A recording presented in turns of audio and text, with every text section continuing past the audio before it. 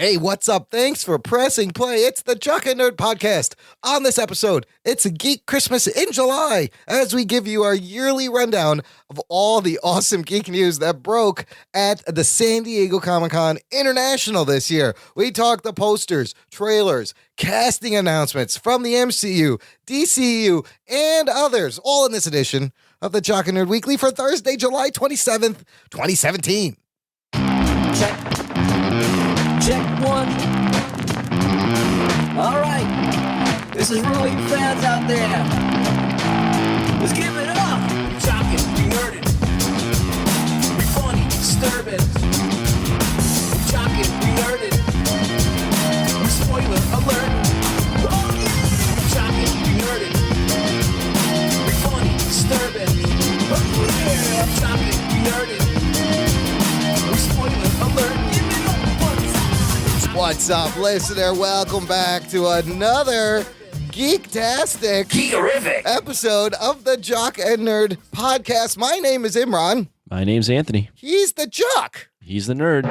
Jock and Nerd. And that's where you get the name of the show. And joining us is the ever-lovingly felty, smelty, puppety Rugboy. What's up, Rugs? How's it going? What's up, dudes? How's it going?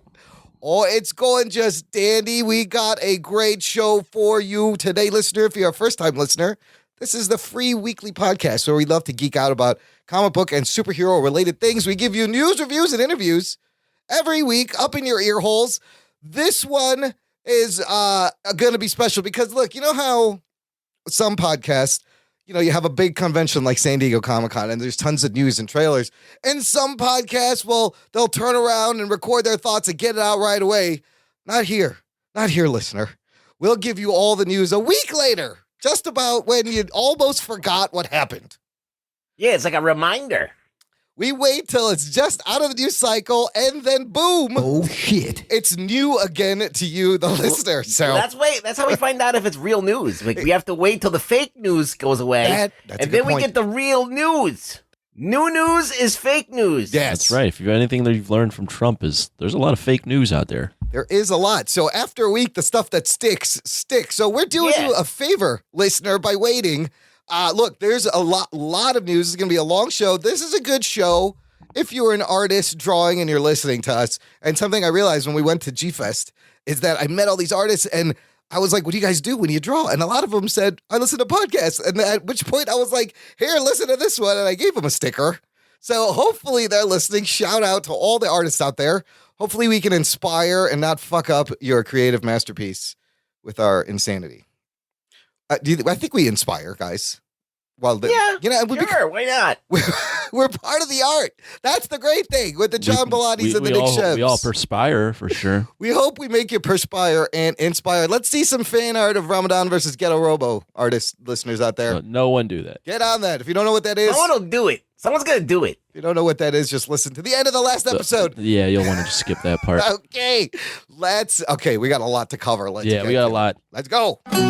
The Jock and Nerd Podcast.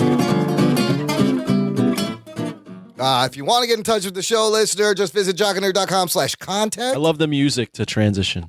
Yeah, see, I know that's your favorite part. I know it gets you all excited. That's why I play it just for you. Anthony, Thanks, man.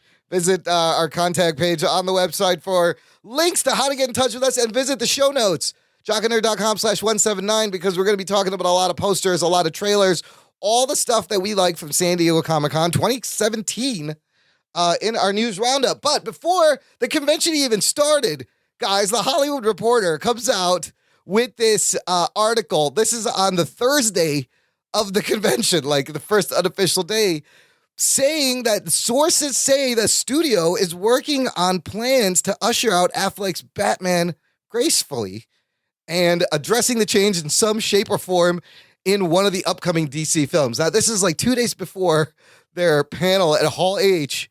Hollywood Reporter going, Affleck's already looking for an out. And it was crazy. So what did you guys think of when you heard that on Thursday? Were you like, oh boy, here we go again? On Thursday when I heard that? Yeah. Yeah, it was one of those like, DC's still a mess. Yeah, basically, like, what you hear is that Affleck's definitely out, but he's not going to say that directly. They're going to kind of dance around it and not say it. But he's out. I think he's definitely out. Well, this leads into what Imran's going to say next. So at Hall H, Yes. so there's this thing at San Diego Comic-Con. It's called Hall H. They do these big movie and TV presentations. They brought out the Justice League. Ben Affleck had to say something because this was and he basically what he gave was the political response, which is Batman's a great role. Yes. I'd be foolish to not want to play him, and I will be in Matt Reeves' movie. It was He didn't say if he wants me to be in the movie. Yeah. If he wants me. He didn't say I'm in this for the long haul. Yeah. He didn't say that. He didn't say I'm playing Batman until they don't want me. He didn't say any of that. All he said is I'm happy and I'm loving Batman right now. He would be a great politician in this day and age because this is the Vegas shutdown of a rumor you're ever going to hear. Right. You're exactly right. And, this all comes from he was originally writing, directing, starring in Batman. Well, he wasn't. He dropped out of directing, got Matt Reeves. How does that get fucked up that Matt bad? Reeves is not using Ben Affleck's script. He had like a whole script ready. The script's out the window. They're starting over. So You want to? I'm going to make an announcement right here. Yeah. An announcement. Okay, wait. Here's the thing.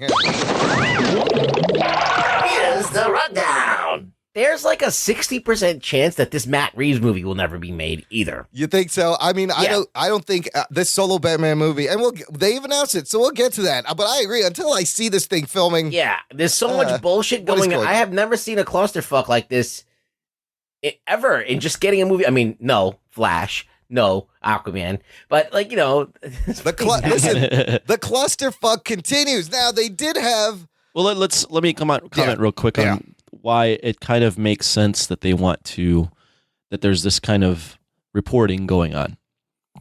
First off, Zack Snyder's, we'll get to it, but Zack Snyder's universe his vision for this universe doesn't seem like the direction they want to continue in. Yes. Snyder casted Ben Affleck. Yeah.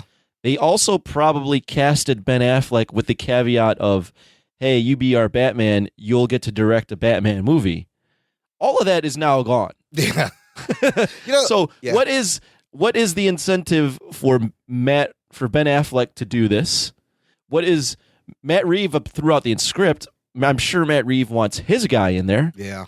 And a quick prelude to what they announced, but they announced a storyline that can really clean all of this up real neatly. Absolutely. It's quite convenient. And Affleck just looks sad at these things sometimes sitting next to everyone else. Like, he really doesn't want to be there. But they were there at Hall H, the whole Justice League cast, before they played this new trailer. Now, I'll put this photo in the show notes. Ray Fisher and Ezra Miller, just a couple of goofballs. Ray Fisher, ripped his shirt off, and he had a shirt that said, I love ZS. I think it's for I love Zack Snyder. Yeah. And then Ezra Miller is wearing a blonde wig with a ponytail, and he has a metallic hand and a... Yeah, I think he's from Full Metal Alchemist. Oh, is that what that is? Yeah. He's in cosplay. I see. That's kind of fun. He's a unique, that's a unique cat there. Way to go, Imran, with knowing things. Look, I don't know your anime. That's why we have you. I was like, why is he dressed like a fucking weirdo? Anyways, they gave us, so, there's a lot of rumors and a lot of crazy news, but their main thing was the Justice League trailer. There was some Aquaman footage, which was whatever. It was like an Armada. It was nothing.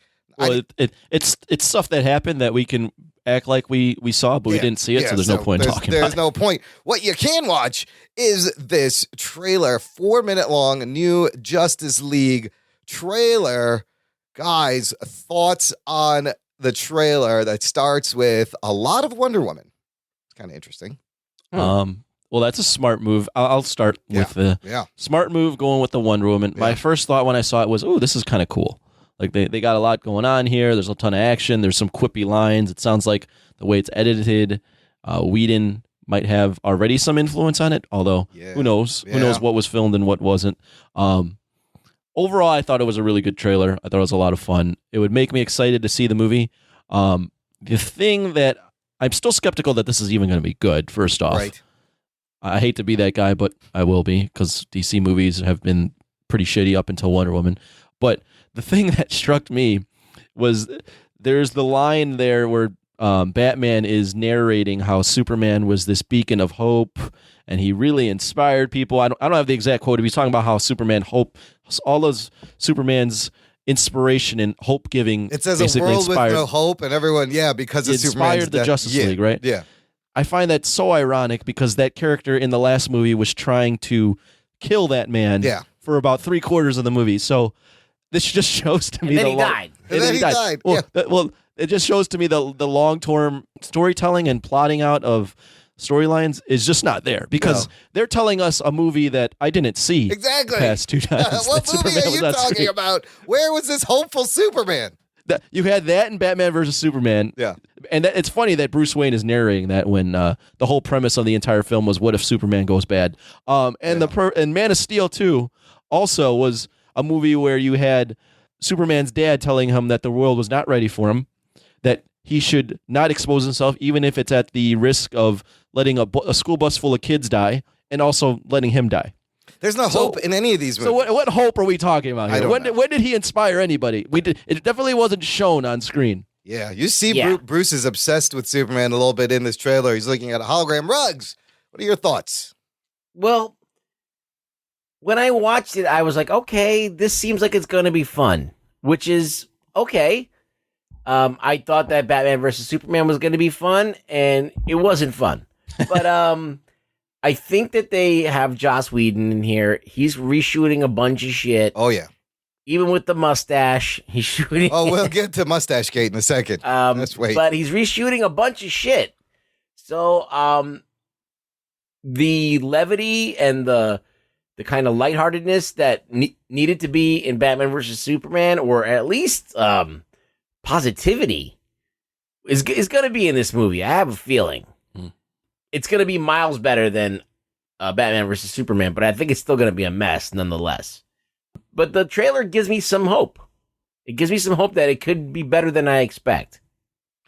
I mean, I agree. I like the action. I liked the comedy. Ezra Miller is really going to be where this levity comes from, because his lines are, he's like, oh, you guys all like, I just push people away and run. It's really cool that you guys are like gung-ho about getting into battle, but I've never actually gotten to battle. I just push away. And then the other line where they just disappeared. He's like, wow, they really do vanish. That's rude. And then he goes away. So it's going to be, right now it's the 4 of them. Yeah. 5. Plus Superman and then Green Lantern, if he does show up. I think they confirmed that he's going to be in it. He? So look, we see. There's a line there where I think it's Steppenwolf I think speaking, you're right. And he's like talking about how they invade the world and there's no lanterns or no Kryptonians. In the shirt, though, for Justice League, there's a lantern logo. In the shirt? You know, that shirt that they made with all the symbols that are in part of the words? Oh. Well, there's a lantern logo there. They kind of do that with these Alex Ross posters. You can't save the world alone, which is 6 words, and each one has a logo. Look, Aquaman surfing a parademon, that was pretty badass. I like that. What's with the sky being red there? Well, see, I don't know. Is this what happens when Steppenwolf comes? He turns the sky around. You do see them in daylight for a quick second, the 4 of them standing in, like, there's like a cop car behind them. So I was like, they're putting them in daylight. What I read is, because if you compare this trailer to the first one, when they're fighting the parademons in the first one, it's a black night. Yeah. And in this one, it's red. Everything's red. And I think it's because you actually couldn't see what they were doing, because they were also color graded down that you couldn't see what the parademons look like. So they had to alter the sky to make it, they're fighting. I can see it now. It's still a little murky. What do you guys think of how Steppenwolf looks in this? It's okay. I mean, like, he's CG. Yeah. Like, he's not a dude. He's like a CG dude. His face is mocap. So I think a lot of people are going to think that's Ares, because he looks just like Ares. Yeah, he does look a lot like Ares. I like Cyborg taking over the thing and interfacing with the computer.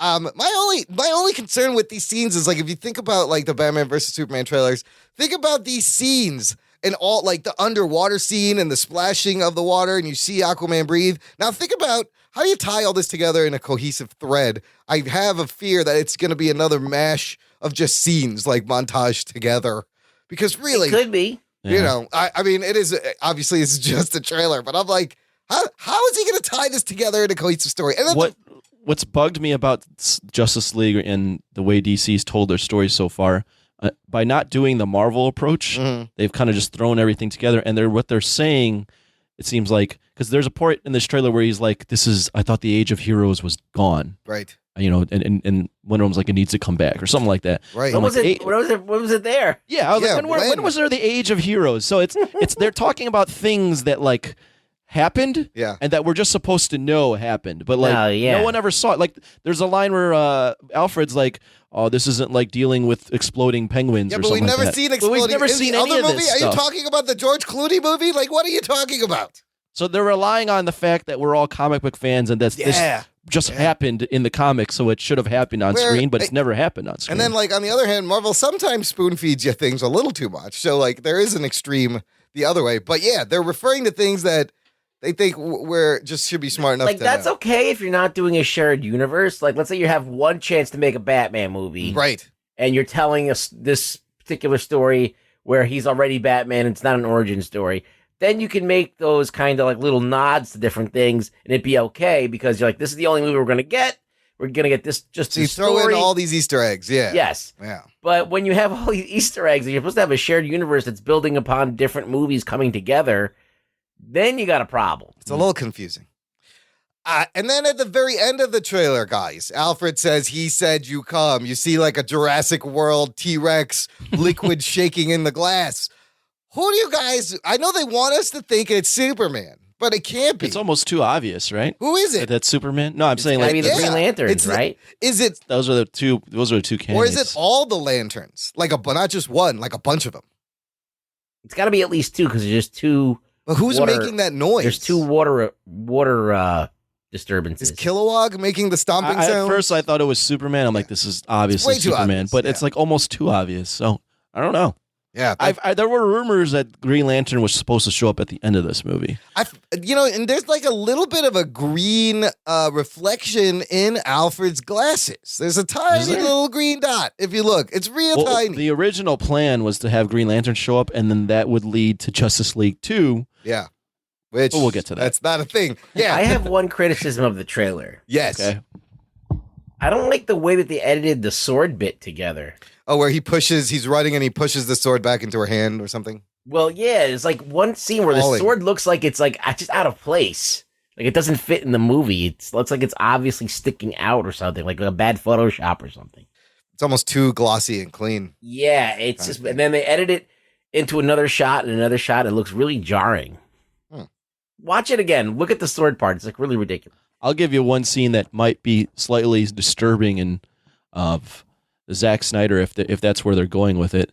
There's a scene where Steppenwolf comes in through the mother boxes and it's on Themyscira. Yeah.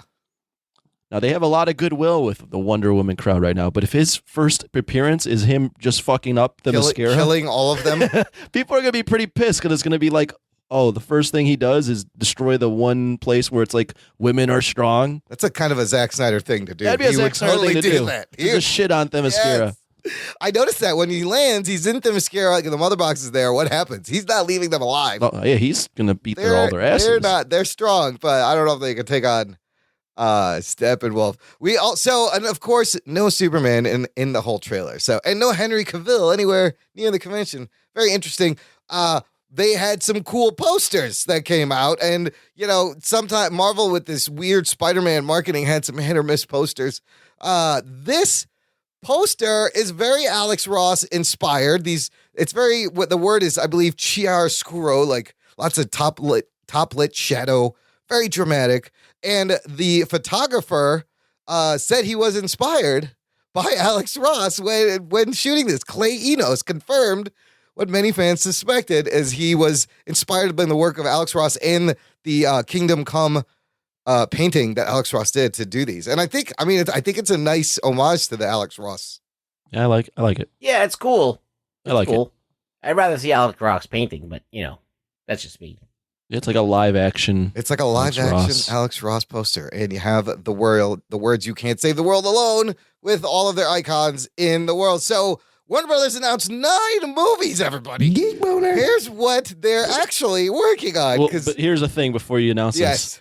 This is a different slate than what we originally were told 2 or 3 years ago. Just erase, just forget all that. All that stuff is gone. This is like now, they're like, Okay, here's what we're announcing. But you're right. A year ago, you could go back to their Hall H, and it'll be, they're like, hey, we're making all these movies. Completely different list of movies. Yeah. So here's the list. Aquaman, of course, is in production, is coming out later. Shazam, they're going to make without The Rock as Black Adam. Did they say that? I saw before that The Rock will not be as Black Adam in Shazam. Oh, I thought I read that they're not making a Black Adam solo film. Maybe it's that or just this. yet. But yeah, keep going. Okay, Suicide Squad 2, The Batman, Justice League Dark, Batgirl, Green Lantern Corps, The Flash is now called The Flash: Flashpoint, and Wonder Woman 2 Geek Boner sequel that's already had a release date given December 13th, 2019. Missing from this list is, remember, they were like Gotham City Sirens with the Harley Quinn and the women and David Ayer. We're going to make this. That's not there. And there's no Superman sequel. No mention of Superman. There's also no mention of a Justice League 2. Yes. Which Zack Snyder was supposed to direct. There's a Justice League Dark, which is your Constantine So Swamp Thing. The only movies that are actually on here that have, just going through it, Aquaman is being shot right now. So we know that's going to come out. Yes. Wonder Woman 2 has announced a date. That'll happen. That is going to happen. That's a definite. The Batman has a director. And yeah, they're still rewriting the script. That might happen. All of these other movies, Batgirl has Joss Whedon. That's probably going to happen just because I think they called Joss Whedon and they were like, finish Justice League. And he was like, I want to do a Batgirl film. They're like, you got it. Do whatever you want, Joss. Whatever you want. Just please finish this help for us, please. Yeah. So I think that might happen. Anything else? Yeah. I will believe it when I see it. Also, a report came out. David Ayer is also no longer going to be involved with DC Warner Brothers. He's not doing Gotham City Sirens. Yeah, he kind of shit on DC. He shit on DC and he's out. And he has a trailer for a Netflix movie we'll talk about in a little bit. But so whoever they need, Suicide Squad 2 needs a director now. The Bright trailer, he was like, Netflix gave me $90 million to make some real shit, not this PG-13 bullshit that I've been making. But he got to make something where people don't come in and hack it up and reshoot it and just fuck with it. Now, the biggest thing in this list is fucking Flashpoint. We've seen it sort of on TV for like an episode and then a season of consequences of like after one episode of him doing this and undoing this. And for the listener who doesn't know, Flashpoint is when Barry Allen travels back in time to stop his mom from being killed from the Reverse Flash, thereby changing reality to the point where in this new reality, Bruce Wayne doesn't die. Bruce Wayne dies. Bruce Wayne Thomas dies Wayne is Batman. instead of the parents. Thomas Wayne becomes Batman, and Martha Wayne becomes the Joker. And then he inevitably has to go back and stop himself from stopping himself to reset everything. So to do that in a movie, that's crazy, but it also could be brilliant because they also did this on an animated film. And there's a whole movie adapting the storyline. So, couple of things. Does this mean we'll see Jeffrey Dean Morgan and Lauren Cohen back as Batman and the Joker? No, because if they're gonna move on with a different Batman, why would they use the old Batman? No. Jeffrey Dean Morgan was Thomas Wayne. He was playing Batman's dad. But I'm saying if they're gonna move away from Affleck, why would they use anything from any Affleck canon? Well, if I'll answer that. I don't know about that. That's confusing. That's a good point. Yeah. They might be going the Marvel route where they give it the storyline title, but it's a different story. Do their own thing. Sure. What it says to me, I was alluding to this earlier, is this is how they're going to course correct everything. You had posted that movie Bob video on our Facebook page, which was really good. And I'll put that in the show notes so you guys check it out. And what did movie Bob say? Anthony? Basically that this is their way to get a new Batman. They can usher Batman out. And this is their way to liven up the universe and get away from the Snyder aesthetic. They can bring in a fun, bright Superman, hopeful heroes. He was like, this isn't like Star Trek kind of did this. And it's like it's the way, and like X-Men did this. It's their way of acknowledging the other movies, but being like, yeah, those kind of sucked. And what's interesting is when we get to Marvel, they're kind of setting up the same thing a little bit, but I think they had more forethought in this to Flashpoint, yes, it's going to start a new timeline, and he's not going to fix it at the end of the movie. Well, that's the thing. Where do you end the movie? Do you leave it in the new timeline or he fixes it, but then things are still kind of fucked up? Yeah, or he fixes it and stuff is altered just enough. He brings some stuff, yeah. Yeah, where you have a new Batman, but it's okay. It's understood that this other guy is now Batman, even though you reset to the original timeline. It's making my head hurt just thinking about it. It's weird. Wow. Okay. I mean, let's be real though. The Flash has gone through, I think, 2 or 3 directors. Yeah. That movie has been in basically developmental hell. Yes. So who the fuck knows if that even gets made? I doubt it. I mean, I like the ambition on this. I think it's a kind of a smart idea if you have this thought ahead of time. This is how we're going to fix things. But if you're just doing it just to do it because you don't know what else to do because all the directors are leaving, I don't know. I don't know what to do for you, DC. Oh, by the way, there's another movie that was announced and now not on here. What's that which one? Might allude to why Ray Fisher is wearing a Love ZS. Cyborg movie is not happening, buddy. You're out. Which is funny because all the other members of the Justice League will have solo movies except for the Cyborg. This is all going to ride on Justice League. If Justice League does well, you're going to see a lot of these things get greenlit. If it doesn't, this list is going to change one more time. Yeah, they're going to scrap it. Yes. Yeah. That Harley Quinn versus the Joker thing I posted on there. Yeah. Apparently, I guess, isn't happening. No, they were just throwing around. It seems like, I said this on the community, it seems like they're just throwing shit at the wall and hoping things stick. Okay, wait. It gets better. This is how crazy fucking FUBAR shit is over at Warner Brothers. Now, if you've been listening to the show, listener, you will know we've talked about Zack Snyder, who had stepped away from the reshoots in the end of Justice League because his daughter committed suicide in March, and they kept it secret for 2 months. And finally, him and his wife, Deborah Snyder, are going to be stepping away from the whole DCEU slowly, just being as producers and kind of removing themselves little by little. So Joss Whedon came in to reshoot the movie, finish it up, write a little bit of it, but it's turning out that these reshoots are quote unquote substantial, which I don't know if it's more than extensive or less, but substantial is not good. Apparently, they're spending like $25 million that reshoots that have dragged on for 2 months, when usually it's just a couple of weeks. It's like 4 or 5 weeks. And I told you this was going to happen.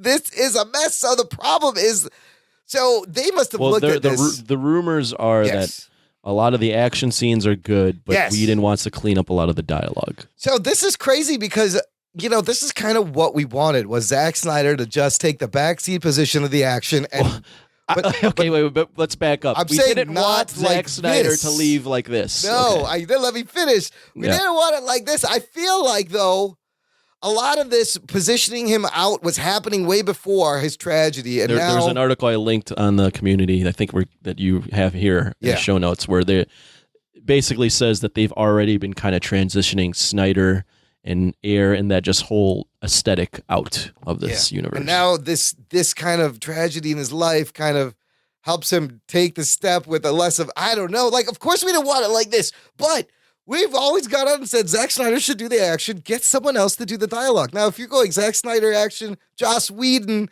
dialogue, I mean, that's a great pairing. So they have extensive reshoots. The problem is Henry Cavill is shooting Mission Impossible 6, I guess, where he's got a big old mustache. Yeah. So, and the director of Mission Impossible 6 has said he can't shave his mustache because we're doing some crazy stunt scees. That's bullshit. You can totally give him a fake mustache. He said once you see the movie, you will realize why he can't. So what was this meeting like? I would did somebody suggest, hey, maybe everyone should grow a mustache? And then everyone will have a mustache and no one will notice. Okay, no. They should just reshoot the movie with Magnum P.I., Wilford Brimley, and all the mustache guys. Tom Selleck. Yes. Yeah, Tom Selleck. Wait. And Ron Burt Jeremy. Reynolds. Ron Jeremy. Yeah, get him in there. This is my Justice League, people. This is my Justice League. I love it. Now, maybe, why didn't they just go the Cesar Romero Batman 66 route? A little makeup? Just put the little pink flesh makeup over the mustache. No one will notice. We got used to it in the 60s. I'm sure DC did not want that getting out, that they have to alter the mustache, because now everyone's just making fun of it. Here's the thing. How much money? Can you imagine the amount of money? They're going to CGI out his mustache. And listen, when I go to see this movie, I am going to be staring at that motherfucker's upper lip the whole time. Like, it'll be so distracting. I won't be able to look at anything else. I could be like, look, do you see his upper lip? It's floating. Is that weird? Look at that. That's not right. He's got a weird mustache. What a fucking shit show. I mean, are we serious? This is crazy. Why don't they just have Superman have a beard? I don't know. Because you could just put fake beard on, and that way he doesn't have just like a mustache. Doesn't he have a beard when he comes out of the ground and everything? That's a good one. That's a good solution. Yeah, when he's coming back, he's all like unshaven. He's unshaven. Kind of like Captain America in Avengers Infinity War with a beard. But man, what a mess. What a mess. I can't wait to see this movie. Again, it's turning into like the Batman vs. Superman, where I need to be in the front seat to watch this train wreck. I mean, we've talked about reshoots on movies, and I've made the argument that this is normal. Yeah. This doesn't seem normal. I mean, the circumstances aren't normal. The director's been forced out due to tragedy. You've got another director coming in to clean up what he did. Yep. And it seems like from the reports that a lot of people weren't happy with what he's done. Yep. And now you have to keep in mind, too, that Justice League was filming like right after BVS. Right. So they didn't have... No one... Yeah, there wasn't no one had any react... There was no feedback on how the world would take BVS. And they kept on trucking along. So they were trucking along on Justice League before they even knew that BVS was going to become the utter dog shit that it turned out to be. So they were shooting the movie with an aesthetic and a feel in mind that has now been severely altered, not only by the lack of good faith in BVS, but by Wonder Woman. Yeah. And by the tragedy that's happened this night. What a mess. And they're just trying to reposition and come out with... If I had to predict, I'm hopeful that it's good. I think it has to be better than BVS. It can't be worse, yeah. But this movie does seem like a fucking train wreck that they just need to churn out, get over with, and then move on to the next one. I mean, it's possible Joss Whedon can cut and paste and save this movie. And what's the least amount of money this movie can make? Oh, Jesus. This thing should make... People are going to go watch it regardless. Yeah. Oh, yeah. People will watch it.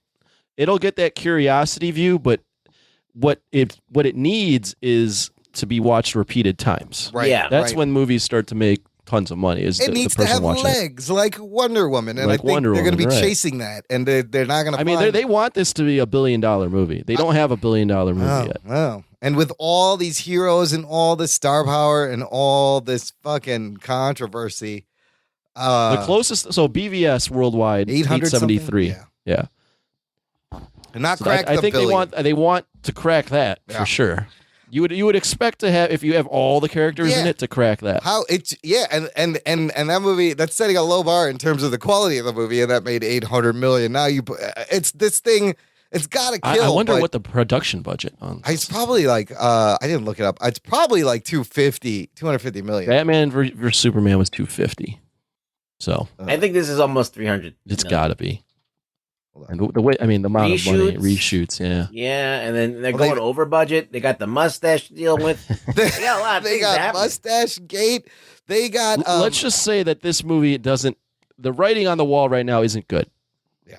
I'll just say that. I don't want to shit on it completely because I do think that Joss Whedon is talented, but how much is he a miracle worker? I don't know. I mean, is he like movie Jesus? Like, what can you do? I can't find the budget. But it's... I'm sure that the action scenes are all good. Yeah. If he could somehow stitch together the stuff in between to be good and hold it up, I think he can save it. Then you got something. Yeah, I think it could be good. Instead of it being scenes and moments, you could actually have things happening that are all tied together nicely. You definitely don't need any more slow-mo action. We've got that. You're going to get off the list. You're definitely getting that. I mean, we don't need more. We saw it in the trailer. Yeah. You don't need to film any more slow-mo. They're not going to reshoot any expensive action sequences. No. They're going to reshoot maybe a couple of fisticuffs here and there, maybe something like that. Mustache gate. I can't wait to see the scenes where Superman's cape is just like it's just floating like right in front of his face, just below his nose for some reason. Because it was cheaper to do that than remove the mustache. Like the cape just gets in his way. You can't see his face.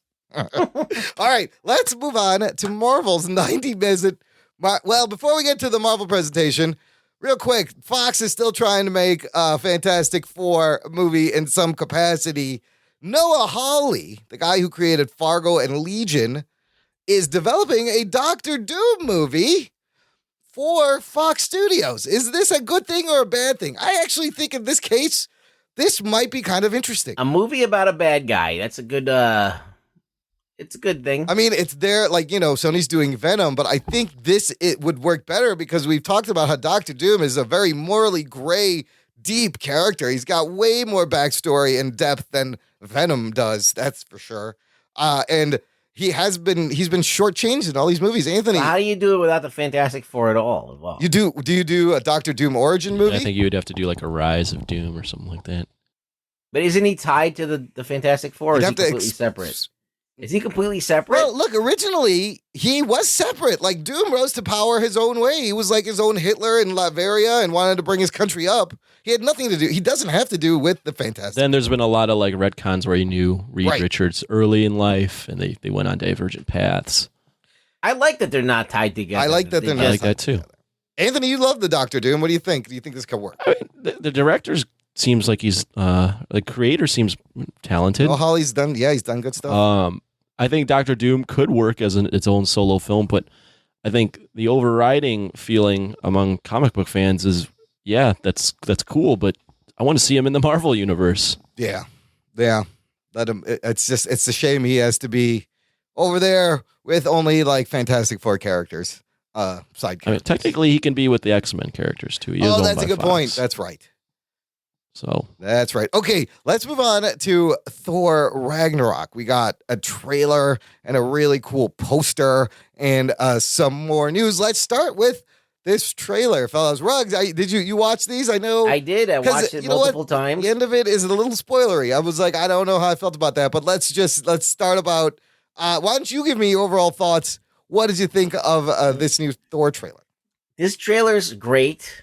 It's lots of fun, but I hope that it's not setting my expectations too high because we've been burnt by Thor before, and I'm like, this movie's going to be so awesome. And then it might not be as awesome as I'm hoping it's going to be.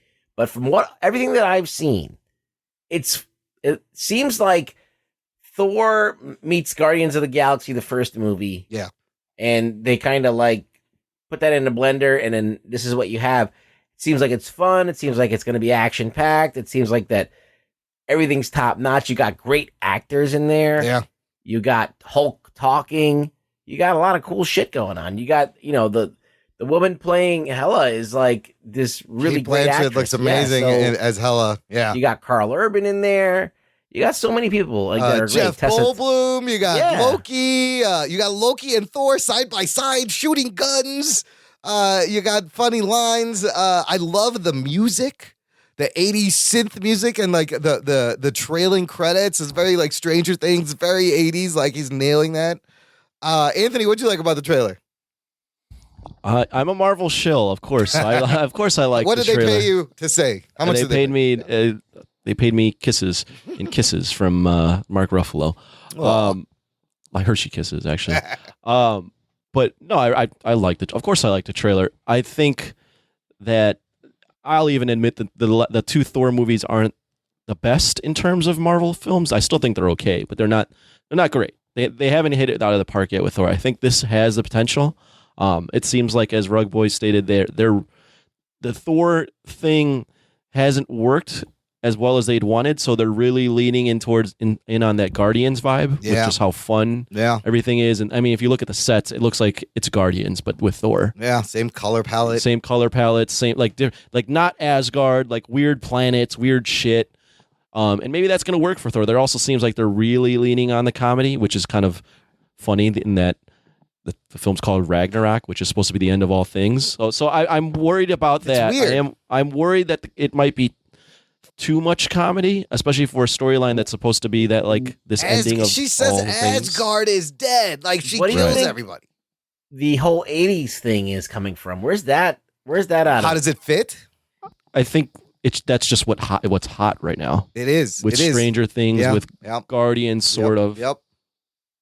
I think that's where they're really leaning. They're just they're just tying it into nostalgia. And like it's very Taika Waititi. I think he likes that era, and kind of. I mean, this looks like the best Thor movie yet. I got one minor complaint. Yeah, I'm not a big fan. There's a part where he starts and he's like, he's narrating and he goes, "I lost my hammer." Yeah, like yesterday. Yeah, and I don't want my Thor talking like a surfer. Yeah, he does kind of sound like an Australian surfer. I don't. Him saying like, I don't know why, but him saying like yesterday. No, because Thor is always that's not Thor. That's a good point, because if you think about it in the comic books, how the font is written, it's always this like Viking script, and he's supposed to use words like ye and he doesn't need to do that. He hasn't done that in the first two films or the Avengers films. Yeah, but he kept it. His dialogue was written well enough where you're like, okay, this guy's still like, it's still fish out of water. Asgardian, yes. Yeah. But now I don't want him talking like a dude from California. That's the only thing. I got you. I see your point there. I love the giant wolf. That's like a thing called Fenris wolf from the comic books.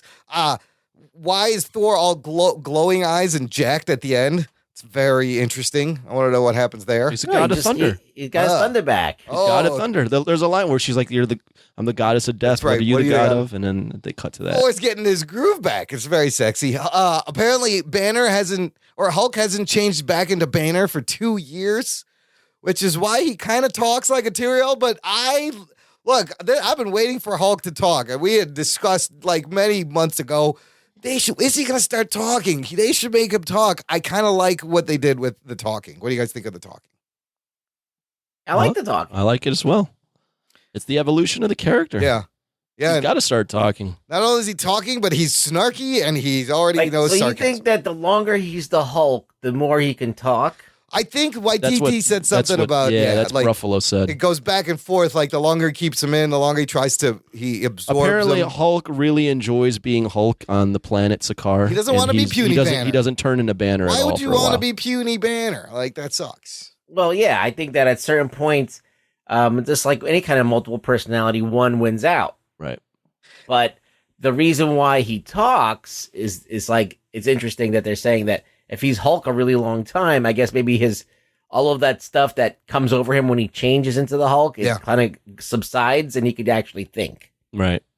I almost wish they didn't give us that in the trailer. That they're talking? Talking. Yeah. Imagine if you didn't know and you went in and he just started talking. Yeah, it would be awesome. You would lose your shit. I just resigned that to it happens. A new trailer and they got to show something new. Show something. And then, dude, that shot. And you got to also play into the fact that this is being shown at first to the San Diego, and that's the crowd that would really appreciate. You got to bring them something. I see your point. I really, but one line before you point out, I really like Banner's and Thor's conversation where he's like, "We fought." Yeah, he's like, "Who won? Did I win? No, I won easily." That doesn't seem right. That doesn't seem right. Nope, believe it. Yeah, well, it is. Well, would you be surprised to learn, Anthony? Taika Waititi revealed that 80% of Thor Ragnarok was improvised. Oh, shit. He is of the improvising method we had talked about. Look, concerning. Well, then I don't think he can work for Lucasfilm. Exactly. That's what we talked about. Lord and Miller and how they got fired for Han Solo for too much improvising. Kathleen Kennedy or whatever her name is. Yes, she's like, you don't stick to the script, you bastards. Waititi, and then let him improvise this. He says, my style of working is I'll often be behind the camera or right next to the camera, yelling words at people like, say this, say this, say this way. I'll straight up give Anthony Hopkins a line reading. I don't care. And he says Mark Ruffalo would come up to him after they finished shooting for the day, and he'd come up to me and he'd be like, why have we not been fired yet? We are doing the most insane stuff in this film, so where's the phone call? But all that stuff was a lot of improvised comedy, and I think Waititi can handle it, and I feel like it's going to fit this tone of this movie.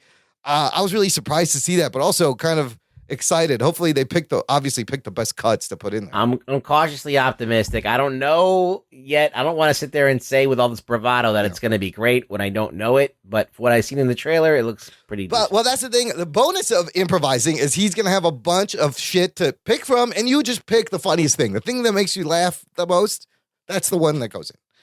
So, yeah, lots of improvisation. And then at the end of the trailer, you see the amazing shot of Hulk leaping at a pretty comics accurate Surtur this giant demon. You only see his head. He's so big, and he looks like he does in comic books. And that fucking shot is, I was like, holy shit, that's awesome. Just that shot alone is fucking awesome. It's cool. I was cautiously optimistic that Surtur would appear in this movie, especially since the storyline is Ragnarok. Yep. So yeah, I'm down with it. Well, amazing. It was a very good trailer. Very good trailer. Yeah, very good really trailer. They also gave us a very fun poster. Lots of colors, more of this 80s aesthetic. You got geometric circles and oranges and greens and all the characters. I dig this poster. There's a lot going on in it, but I like the composition. It's balanced. It's not too busy. Ruggs, what do you think of this poster? Good. It's bright. It's actually a good poster. Yeah. It's pretty decent. Anthony? It's different, at least. It's different. It's different, yeah. It's not the big montage of heads that you usually see. It's like a totem pole of heads. And it's a little different. It's a nice composition. Anthony, what do you think? Straight out of the Guardians kind of aesthetic again. It is. It is a little bit. Somebody made a Jeff Goldblum version where they put Jeff Goldblum's head on everyone. So that's just silly. And then I found this other screenshot from the beginning of the movie.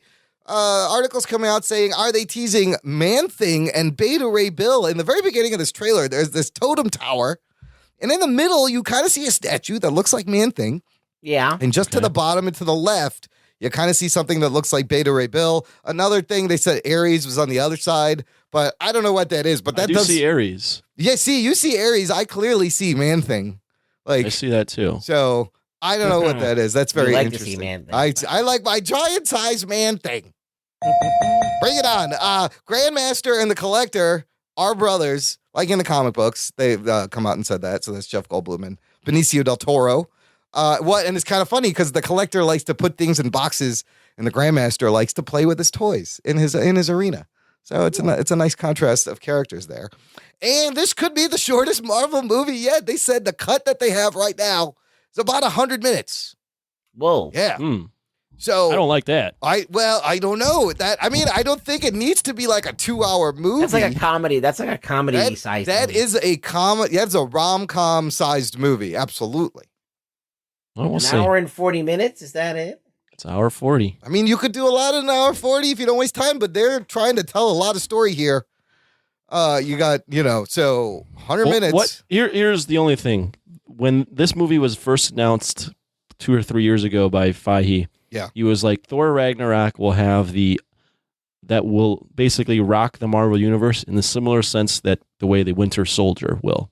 Whoa. And at the time, the aesthetic was very like end of world, and like the logo was like fire and brimstone, and now it's completely changed into like this 80s funny film that's very Guardians heavy. So I don't think it's that movie that they originally wanted. What is that? What does that mean? How can it be that movie? I read that Chris Hemsworth was like, basically, we got to make Thor cool. I want to do more comedy. I'm funny at this stuff. Let's lean more into my comedic Everyone side. wants to be lovable now. Yeah. They want lovable characters. He said there's going to be a lot of deleted scenes. No shit. If you're improvising 80%, you are going to have a lot of funny lines. So what is this? Land somewhere between like a Deadpool and a Guardians of the Galaxy? Like, wow. The shortest MCU film is 2008's Incredible Hulk, which is 112 minutes. This is it's going to be shorter than that. So that will be interesting. Next MCU property, Black Panther. We got a couple of posters, and they showed this long clip. The clip did not come out yet. I can summarize the clip real quick. But let's talk about these posters. Again, another nice composition poster. You got Black Panther standing on top of a panther stone head sculpture with the city of Wakanda in the distance, open sky in the background. It says, "Long live the king." I like it. It's elegant. It's simple. It's bold. What do you guys think? I just think about Thundercats when I do think about Thundercats. Yes, because that was the head of their base was the same. I feel like Lion-O is going to be like, Thundercats ho! Dude, you draw a circle around that panther head and you have the Thundercats logo. Sword of Omen. Give me sight beyond sight. That's right. Then these concept posters, and then when we get to Avengers, it's done by this guy Ryan Meinerding. He's a concept artist at Meinerding Art on Twitter. He tweeted out this other Black Panther. It's a Drew Struzan, he says, here is my Drew Struzan inspired San Diego Comic-Con poster. This thing is sick. It's a beautiful paint job, but you have T'Challa and Killmonger or some other, you have his guards. And I don't know if that's Killmonger. It's another villain. Yeah. It is. And then behind him, you have T'Challa, a close-up of the Black Panther helmet. But check this shit out. There are African, like, Wakandan symbols glowing in blue running along his helmet. That's really cool. Are we going to see this in the movie? No. No? It fucking looks so cool, this poster. I mean, they could do it, but like I don't expect to see it. Yeah, I'm not expecting that. Is that like the vibranium like coming alive? And it's a cool effect. What the fuck is this? Everybody lights up shit. Right, no. What is this, black lightning over here? Don't go the black lightning way. It's a shitty costume. Tron? Well, yeah, again, it is kind of like a Tron thing. I love the poster. Great art.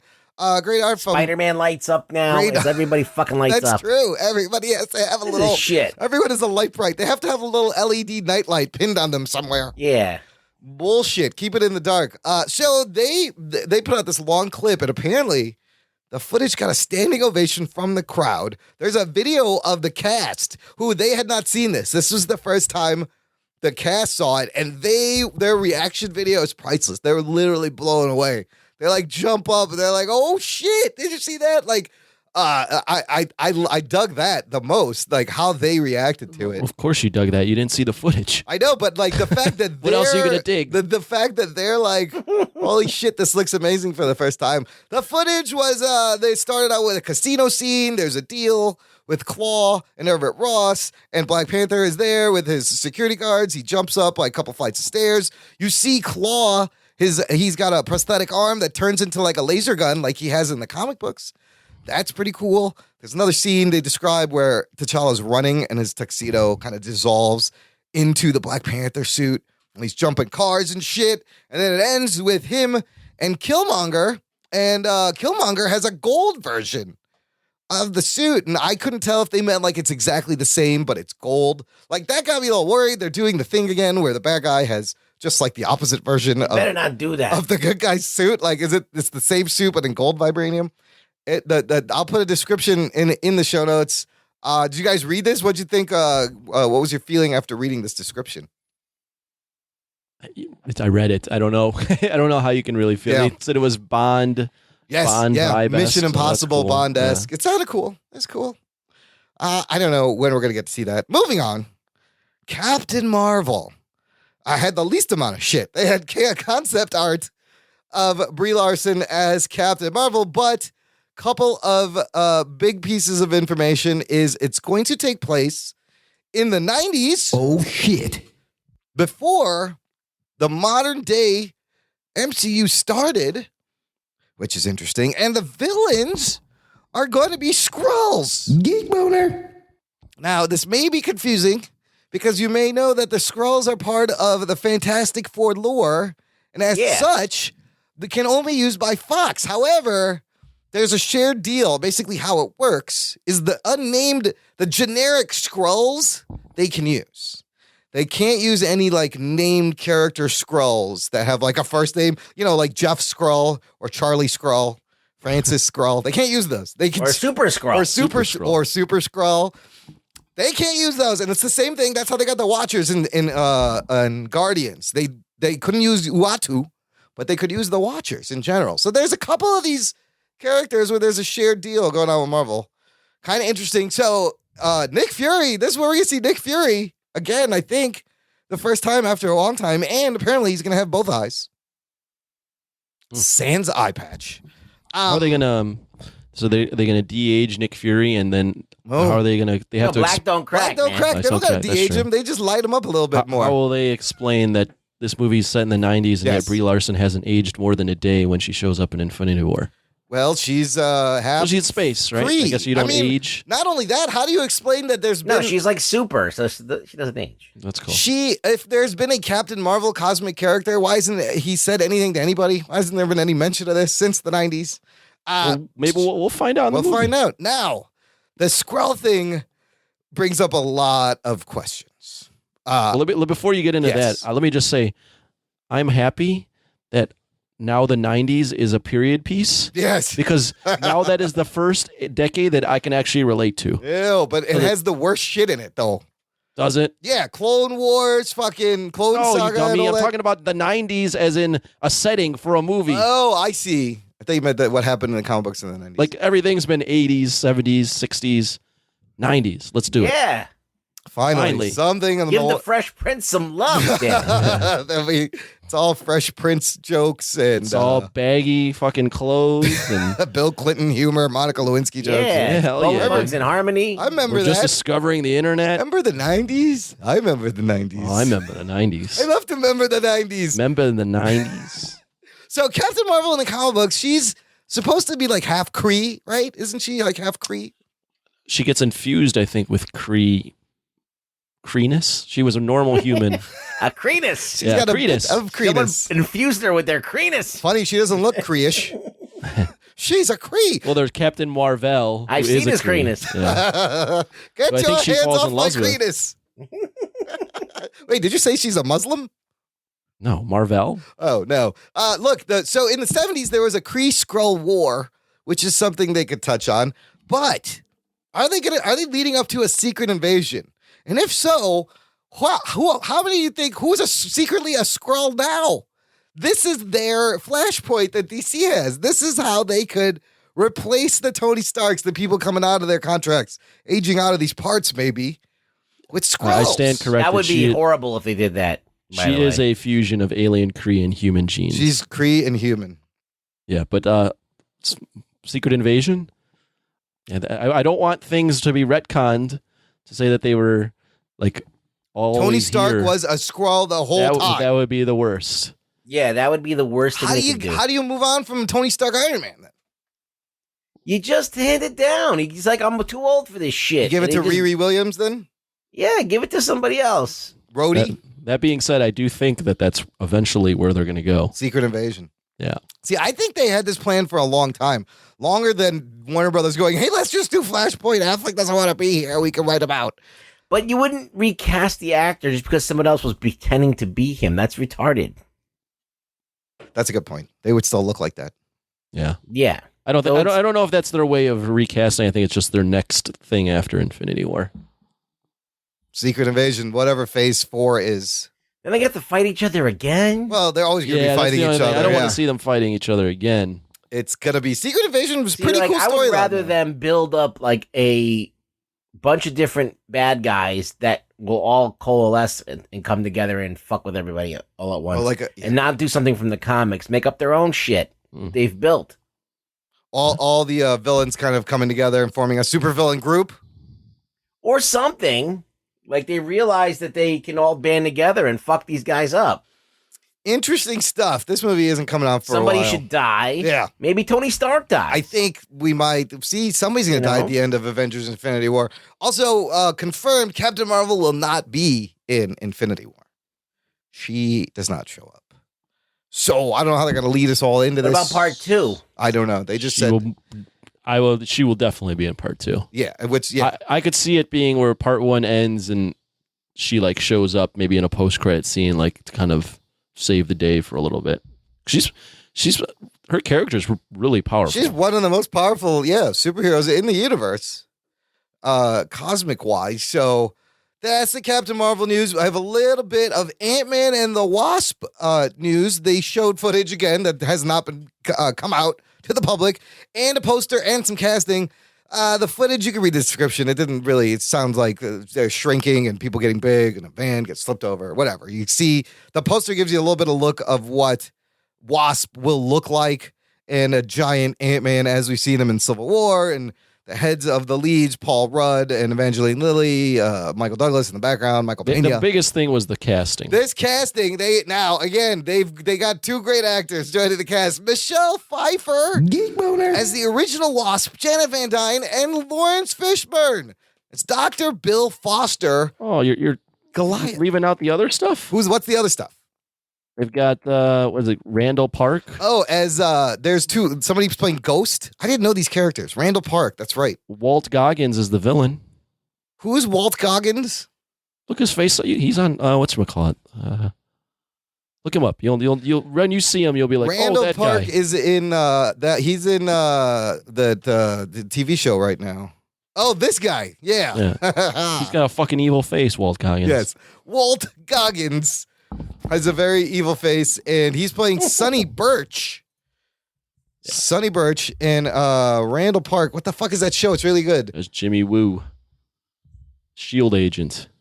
What show is he on? He played Kim Jong-un in The Interview. Jimmy Woo. He is in Fresh Off the Boat. There's your 90s show. If you want a 90s show, watch Fresh Off the Boat. I'm telling you, it's 90s, great. let's go. The 90s are coming back. The 90s are alive in Portland. So, a lot of good... The last great decade. Yeah, that greatest decade yet. It was, before everything went to shit and fucking... I blame the internet. Yeah.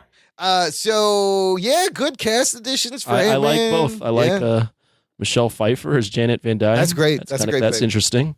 And Lawrence Fishburne doing double duty, coming over to the good side, Marvel. From being Perry White, where they didn't want him in Justice League. He's like, all right, screw you. I'm going to be Goliath, which is a great character, dude. I wonder if we'll see him get big. He was like the 70s giant. I feel like we'll get Ant-Man. We'll get obviously Paul Rudd and Evangeline Lilly, but you're gonna have all the old farts getting cool, getting big, getting small. I think Michael Douglas, Mel Foster, Michael Douglas, Lawrence Fishburne, Michelle Pfeiffer are all gonna get in on the action. You get a little Wasp shrinking and growing. It'll be cool. I'm not sure when this movie comes out. It'll come out when it comes out. It comes out in 2019. I think it comes out in July 2018. 2018. Sorry. Okay, and then finally, Avengers: Infinity War. And here's the thing: is we got this poster, this triptych poster, which we'll discuss. The poster? Are we going to talk about the trailer? The footage was the same footage from D23, correct? It was the same exact footage, but this time it leaked a lot online. Shit. I did see. I didn't see it. You didn't see it? A blurry in the corner. I was taken down before I got to see it. Video with a girl's head in the way, and you kind of saw some of the stuff that we talked about. I watched it about 35 times. All right, what'd you think? What are your thoughts of seeing the blurry leaked version? I think the reason why they didn't get ahead of this is I don't think the stuff is done yet. Yes, I don't think it's ready for a trailer release. I don't think it was actually ready for trailer viewing. That being said, the movie looks fucking crazy. It looked crazy. It looks fucking insane. I don't know how they're gonna pull it off, but I was fucking jacked watching that fucking trailer. You see like Spider-Man ride this thing and he stand up. You see Thanos like grab something from the sky and throw it at him, and there's parts of like planets flying by him. The whole beginning bit is exactly how they describe, where Thor gets picked up by the Guardians and they show up on Earth and everything's just destroyed. And it's just pandemonium. It's a lot of Thanos narrating and people getting their ass kicked. I do love the crowd in the moments. Like when Thanos shows up, they just lose their shit. And like every moment, people are losing their shit. They're like, "Oh shit, look at that!" Oh, yeah, you hear the guys in the audience just flipping out. That's the best part. Oh my god, Spider Sense! Yes. Oh, you saw the little bit of Spider Sense. He's riding the bus, and the hair his arms, the hair on his arms goes up. Yep. And then you see the Iron Spider suit. You get a good look at that. You also get Spider-Man apologizing to Tony. Oh, that's right. He's beat up. There's a shot prior to that where I think Thanos throws him to the ground. Yeah. And then there's like a shot where Thanos is like holding Thor's head. Yeah. Some crazy shit, dude. And Thanos doesn't have a helmet in a lot of this. It's interesting. It's a very casual look. Like the Reddit community wants him to put a helmet on. I kind of like miss his Thanos helmet. I'm kind of digging the old man. Yeah, he's bald vibe. purple guy here. The old strong guy vibe. So he's just Purple Hulk. He's Purple Hulk, pretty much. Last episode we talked about, it was Thursday, and they'd released one part of this triptych poster, the right side, which had a whole bunch of characters on it. And turns out this thing is part of a 3-piece triptych design. In the middle, the second poster had Thanos and the Black Order, and then on the right, you had the rest of the cast. Basically, this giant poster has 27 characters on it. Oh, shit. 27. Now, why are you making a big deal about this poster? Because this fucking poster. I know, yeah, but Imran loves I love this poster because I don't understand why everyone on the right is looking away from Thanos. They're all looking nobody's looking at Thanos. Just because it's 27 people on the same poster, just like looking at this is insane. Like, this is crazy. It's a good poster. Whatever. Hulk is the only one that's looking in the wrong direction. He's looking at us. Yeah. But everyone's like looking away from Thanos. You get to see the Black Order a little bit. I don't know. Cool poster. I mean, there was nothing else. And It's like, okay, it's really not that great of a poster. it's all right. You see Captain America It's got a lot bearded. of people on it. It's got a lot of heads. Yeah. It's got a lot of heads. The Thor poster is a little bit better with the I mean, you could see that Scarlet, whatever, Black Widow. It's blonde. Scarlet Widow and Black Johansson. Black Widow, Black Francis is got a blonde hair. Yeah. You see, like, Groot is older. He's like adolescent, teenage Groot. The running thing on the internet is that Cap looks like Snake from Metal Gear He Solid. does. He looks exactly like Snake from Metal Gear Solid. Put an eye patch on him. It's good shit. Yeah. He should play him. So this movie, Joe Russo had said this may be the longest movie yet. Go from one of the shortest to the longest. And it should be the longest movie with, you got 27 people on your fucking poster. The cut they have right now, they said, is over 2.5 hours. Look, give me a 3-hour fucking Infinity War. I don't care. I would dig it. 2.5 is a good. 2.5 is a nice size. Take all my fucking money, Marvel. He says most of it's a movie you could show, but there's still a lot of work left to be done. I still have a couple of scenes that we haven't finished from Avengers 3 that I'm shooting in the next few months with my brother, and it's certainly going to be a film that lives in the 2.5 hour plus range. Yeah, take all the money. Give me a 2.5 hour Avengers movie. God damn, that is Geek boner. This movie, it needs to be longer. You got fucking 60 Like people 2 hours and 40 minutes. That's long enough. I'm just still in awe of the fact that this is being made, number one. And number two, I'm so curious to see how they fucking pull this off. Because I can't think of another movie ever like this. I mean, it's just, it must have to go from one thing to another thing to it. Like, how do you even stop and slow down and let this thing breathe? Even like the movie making process. Like, how do you film this? I'm assuming you get, like, you film it in chunks with like different actors. Because I don't think they ever have all the actors together at one time. No, you don't shoot these things chronologically, and you must. It's just the scheduling alone to fucking get this done. This is why I'm so excited for this. Like, it's never been attempted. What movie is even close to this? Like, I can't. Star Wars, but doesn't have that many like lead characters. Right. That's the thing. Like, how have you scheduled this so perfectly that all these actors and actresses are free to do this at this time? When you need them, and while they have other gigs and shoots to be on. How does every character get an arc that's actually meaningful? Yeah. How do you get to know these characters? How do you? You don't even know that anything's that's going to happen. Right. So we don't know. I'm very curious. We don't know what the pacing is going to be. That's going to be crazy. So that's it for the main Marvel news, unless I missed something, guys. I think that's that's about stuff. Some other random movie news releases we had. There's this Steven Spielberg's next movie. It's called Ready Player One. And there's a trailer, and I didn't know about this book. I guess it was a book that came out. It's a huge book. Yeah. Tell us about it, Ruggs. What's the book about? Well, it's about this guy. Anyway, there's a bunch of people that live in these trailers or whatever, and they play this game online. And basically, it's like an immersive game. And the guy who invented it dies. Yeah. And leaves behind this like puzzle for people to solve. And if they can get to the different levels, they could possibly become like rich and shit, and pretty much rule whatever the they want. cyber world. So the world is shit in the future. Everyone lives in this virtual reality. Yeah, kind of like now. But there's people who are rich too. But I'm saying that this particular character is basically like a guy who lives in the shitter. Yeah. And he's trying to find the secret Easter egg from the. Yes, he's trying to basically solve this mystery and of this dead guy's last hidden thing in this world, hoping that it's going to bring him fortune. So this book was written in 2011 by Ernest Cline, and it was a huge hit because he just shoved it with all these pop culture references. Everybody that I knew was reading the shit out of this book and loving it because it includes pop culture. Right. It's rife with pop culture, video game culture, all that stuff is included. And you even see some Iron Giant. You see the DeLorean, you see Freddy Krueger, you see all these geek pop culture references from video games, comic books, all meshed into this universe. So, I mean, it's Spielberg. What's the last movie he's done? I can't even think he really hasn't done a movie in a while.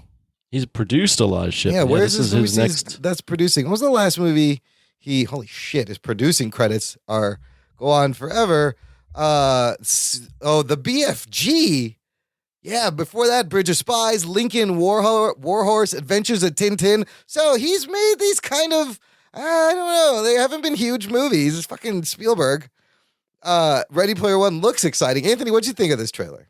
I was watching it as Rugboy was talking about it. Yeah. It looks interesting, cool. I wonder if this will make the money that it needs to make to be profitable. I think it will because, see, Valerian just tanked at the box office. Did it? Yeah, it got like ass raped and then thrown on the floor and then beat up and then fourth. And then killed. Yeah. And then they shot it in the head. And it had a $175 million budget, which, by the way, was a lot of it was funded by the guy that directed it. Yeah, because there's no major studio backing that. Luc Besson paid for this movie. Yeah. Oh shit! Yeah. Wow. So, what a dumbass place to put this movie. Yes. First of all, this movie is not in the right spot. It should be released a little bit earlier or later. Or later after this, with a much smaller budget. I'm glad you brought that up because that's exactly what I was thinking about with Ready Player One.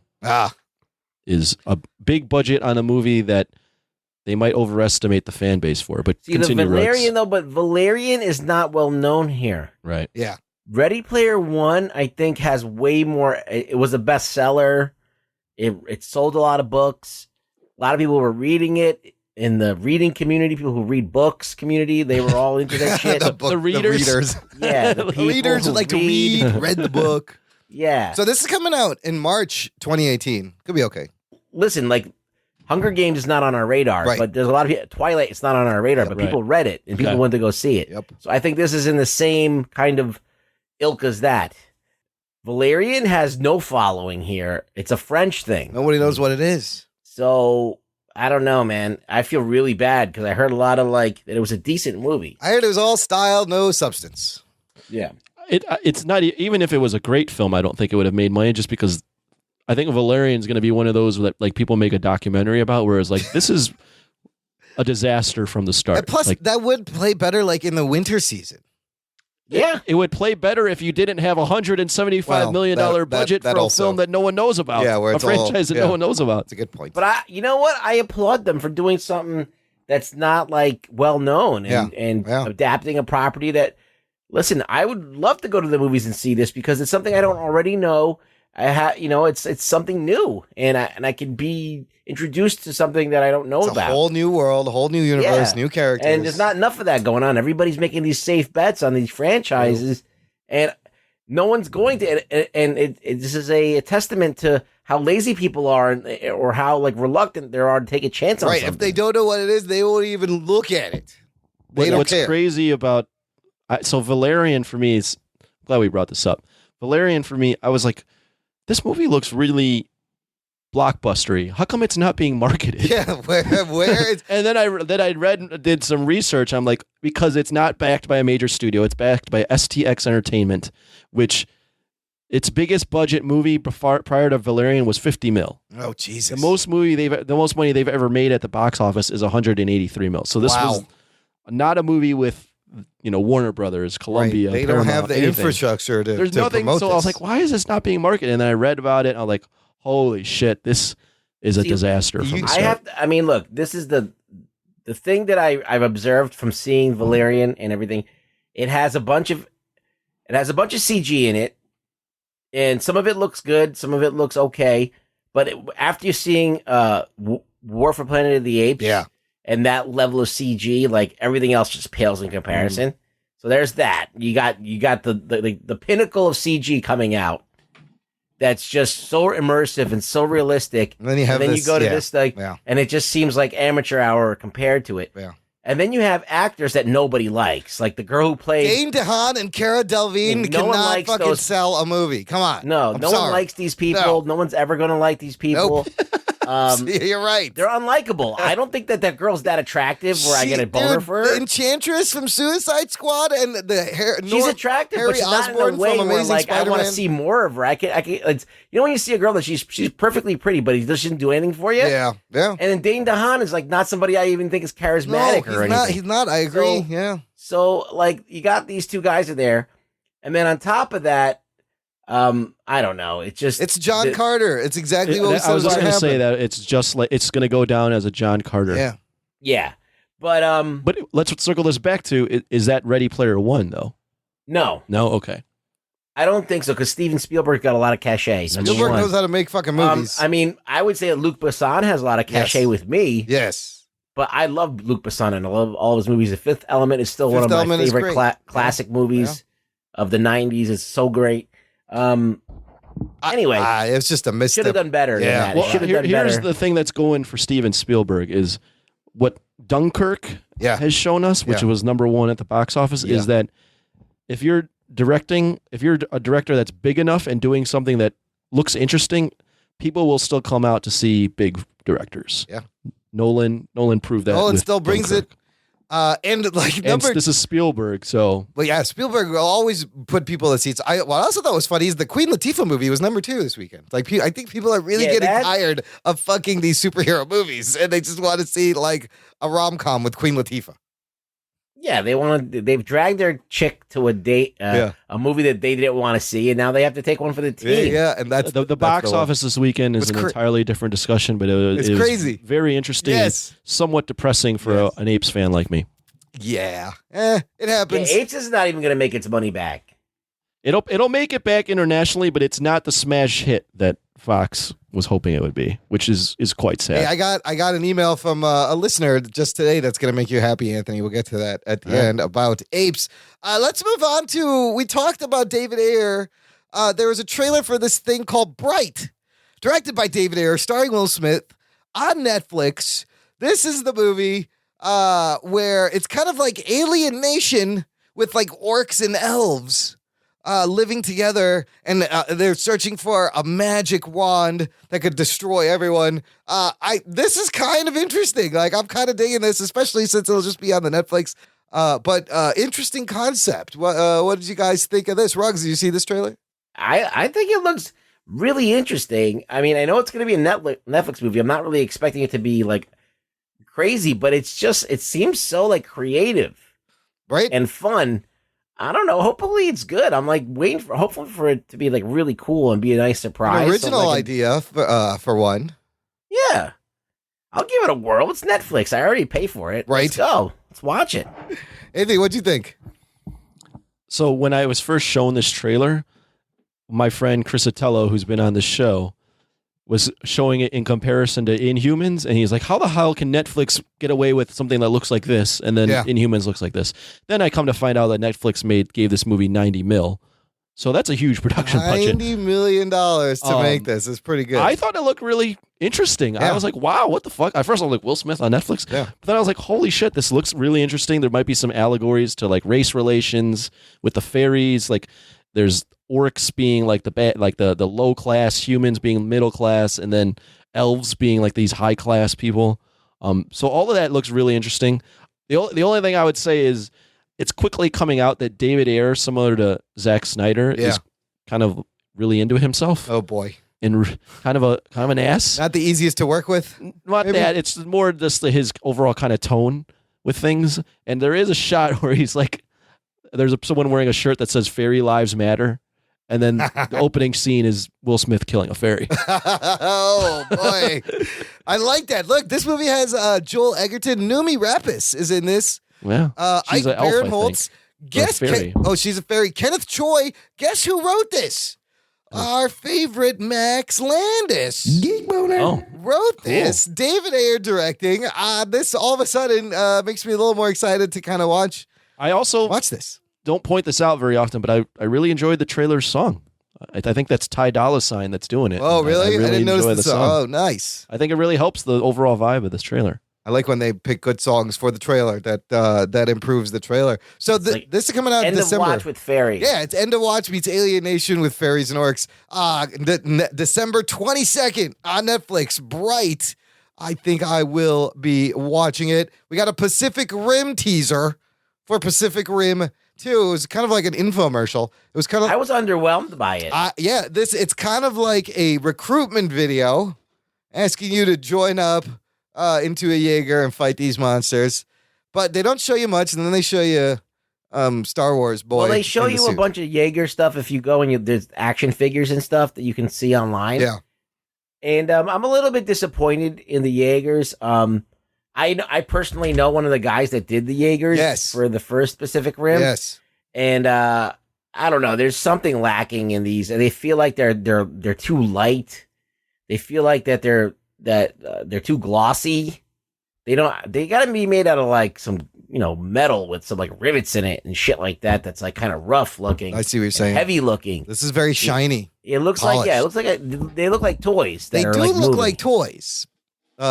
Which will help think that's the actual toys. Your boy Guillermo del Toro is not directing this? Guillermo del Toro cares about that shit. He really does. Yeah. And I hope that I'm already let down by the Jaegers. If the kaiju suck, then I'm going to really be pissed off. Yeah. So what's interesting about Pacific Rim is it made a lot of money internationally. It wasn't the smash hit here. Yeah. It was interesting here. Yeah. But so this movie was kind of in limbo for a while if it was even going to get made. Yeah. So I thought this first teaser, kind of like Rugboy, I was kind of underwhelmed as well. I for something that needs to do well, I don't think that was your first best foot forward. Something that needs to wow you. This just kind of you're acting like everybody knows what a Jaeger is and what it's for, right? And you don't. Yeah, they don't. It's just the name for the mech. I don't know. I'm not too hyped for this sequel. They were. It looked like they were banking on that you knew the Jaegers and that John Boyega already a recognizable Star Wars face. It's that people are gonna be like, I got to see a movie with that guy. I don't know if that's gonna work yet. He's in Detroit also, which looks kind of cool. But the Detroit riots.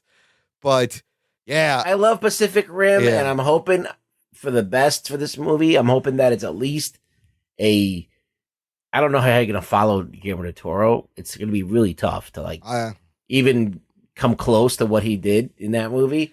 And I'm talking about like he did like the fucking the best movie ever. But I mean, he really did put a lot of heart and soul into that movie. Yeah, and design and just care into every little thing. And so this seems like a little bit more of a corporate production. Mm-hmm. Listen, I hope the guy that's doing it this is basically his first big movie. He did Stephen S. DeKnight. He did Daredevil. Yeah, he was the He was a showrunner on Daredevil. He's also worked on Smallville, Buffy, Angel, and the Star Series Spartacus. Yeah, it's another one like this trend. They're pulling these TV guys and giving them lots of money and special effects, and sometimes it hits, sometimes they're completely out of their depth. I got all the love in the world for Pacific Rim, and I hope it's. I hope for Pacific Rim fans that this movie does give you what you want. I don't know. One quick Godzilla question. Yes, there was always will Pacific Rim ever cross over with Godzilla? Yeah. Would you want to see that, Ruggs? I don't know if I'd want that to happen. I'd like to maybe see maybe Gypsy Danger to appear in a Godzilla movie, like crossover in that way. Like maybe they build something that's a nod to Gypsy Danger. I don't know, something like that. Okay. But no, I don't think. I mean, there is like some kind of a time displacement wormhole thing happening, and anything can cross over to anywhere, I guess. But who knows? Cool. It doesn't make sense. Right. The only thing, the reason people are calling for they use the word kaiju and Jaeger, which is it's completely straight Japan. Yeah. It's a slam dunk if you want to do it, but should you do it? Yeah. It's set up for a crossover. I'd rather see Jet Jaguar more than anything. Jet Jaguar. Finally, in our movie segment, then we'll take a quick break and continue with the TV news. Todd McFarlane finally announced he's making a new Spawn movie. I don't know if it's still relevant to anyone, but he's announced he's partnering with Jason Blum and Blumhouse Productions, which is the company that produced Jordan Peele's Get Out, to bring the character back to the big screen. McFarlane's writing the first draft and will also direct the movie. There was another story that he wanted to get Leonardo DiCaprio. Todd McFarlane is directing it? Todd McFarlane is directing. We'll see what happens. What? Yes. He's writing, directing this movie. He said he was inspired by Jaws this time out, and it sounds like he's taking a little bit of a different approach where there's these detective characters called Sam and Twitch. It sounds like he wants to make Twitch the main character and have Spawn kind of like Jaws in the background, where the threat of Spawn is there and he shows up when he needs to, but the detective is the main character. I don't think it's a superhero movie. It's like a horror movie yeah. It's like a horror movie, but the bad stuff happens to bad people. Well, Blumhouse has done The Purge and Get Out. They know their low budget horror, so this is an interesting. And they're swimming in dough now. Yeah, with Get Out, so they can throw some more money and have the way this movie is freedom. going to be success. Spawn is actually something that even still resonates for me. I don't know if is it's all it still that relevant. That's my question. I really don't think it is. Yes, it's going to need to be made low budget. Personally, I'm not the biggest Spawn fan or whatever. Yeah, Todd McFarlane directing a film seems like a big mistake. I mean, Spawn is the longest running title. I'm looking at his Wikipedia page, and I can't find a thing he's done that he's like in terms of live action. This will be the first. That seems like a huge mistake. It's a character he has passion for, and look, like storyboarding and storytelling, comic book methods. There's a lot of translation to making a movie. It doesn't directly translate. There are talents you need when making a movie. I've never directed a movie before, but I think I could do. I could direct. I think I could direct a movie too. I mean, I think we all could. I think we're all like, I think we could direct a movie.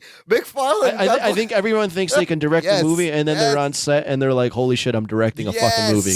Yes. I mean, because look, I don't think that these people are that much different than me. I really think that. Well, I mean, I watch movies. Well, yeah. Well, aside from that, it's true. But I'm saying I watch movies. I know about the movie making process. Yeah. I know about editing. I know about things. And these guys that have made movies that have never done these big effects movies, they get thrown onto these effects movies. Like the people that are making some of these movies only made like dramas without any effects at all. Yeah. So I mean, how do you all of a sudden teach them? They have a team of people that do all that shit. So it's at the end of the day, you're just steering the ship and calling cut on acting performances. Especially if you're drawing the storyboards. If it's a character you made, you can literally be drawn and be like, look, I want it to look like this. Yeah. If it's a cheap movie, it matters because like you got to make that money go far and every shot go far. Yeah. But in a big budget movie, there's so much like oversight that you look, Zack Snyder directs. Yeah. Yeah. I mean, I like the Blumhouse pick. I like the low budget, but you're right. Well, Blumhouse is that doesn't seem like they'll have a huge budget for that if they're doing Blumhouse. Yeah. No, like $10 million. That's it. So it's going to force them to be more creative and make. But their movies don't cost that much. It's just a bunch. It's really a drama with like horror movies. 99% of horror movies are music and sound effects. Yeah, Blumhouse is. I'm looking at their slate of movies that they've made. The highest budget they've had. Any guesses? 15. 10. 10 million, huh? 10 million. Wow. So they may give him a little bit more, because like Rugg said, they made a shitload off of Get Out. They made Get Out for $4.5 million and then came back with a $252 million return. Oh, wow. So there's some change there to play with in terms of throwing it at Spawn if they think it's a good story and a good project. But I could see him doing like Spawn's in the background in the darkness. He's like the horror character. You don't really see him a lot. It could work. Off the top of the head, do you know what movie got Blumhouse on the map? No, it wasn't Toxic Avenger. That's Trauma. The Purge. Was it The Purge? Or no, actually, the Paranormal Activity series. Oh yeah, they did that too. 2009, a $15,000 movie grossed $193 million. Yeah, they've had a string of some hits, man. Like that, it's really interesting what these. But the Purge is in there too. Yeah, and Paranormal Activity is entirely like security cam video and green screen. Green security cam video. They made shitloads of money off of it.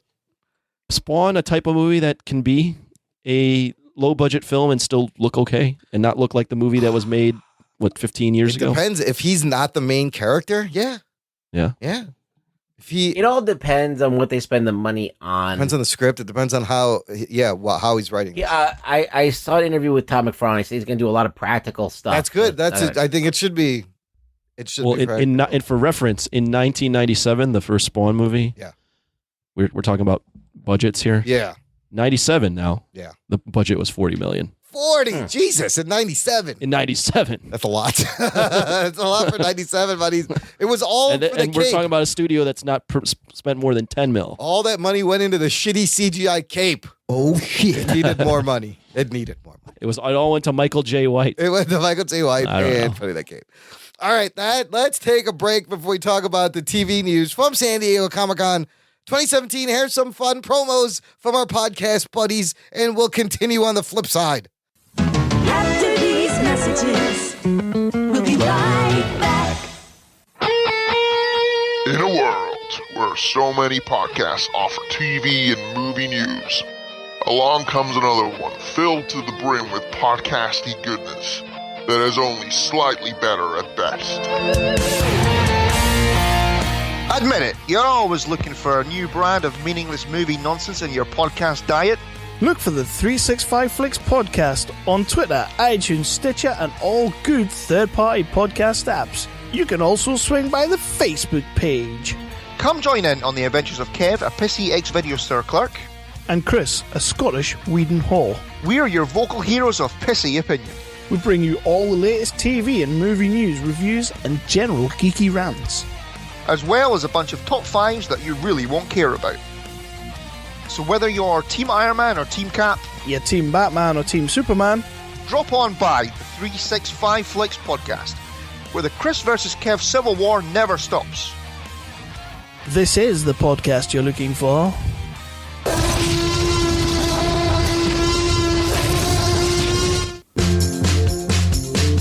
Hey, this is the Toph, host of the Gravity Beard Podcast, a variety show with interviews and discussions on a wide range of topics. Our guests have included a viral YouTube star, a former child actor.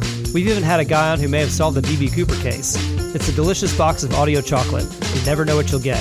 Find it on Podbean, iTunes, and other places you listen to podcasts. It's the Gravity Beard Podcast.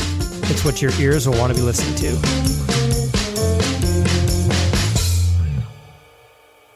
Trivia Geeks, the Unpredictable Game Show podcast, is back with a brand new season. They've got a new host, new games, and a new day and time. But that's not all. Now you can download their companion app, Triv Now, and play along in real time. Watch Carrie on YouTube as she tries to convince her partner that his Dark Knight hasn't risen in years. Listen on Diamond Club and Alpha Geek Radio, Wednesday nights at 9 p.m. Eastern. You can also follow the show on Facebook and Twitter and get all the latest updates and showtimes.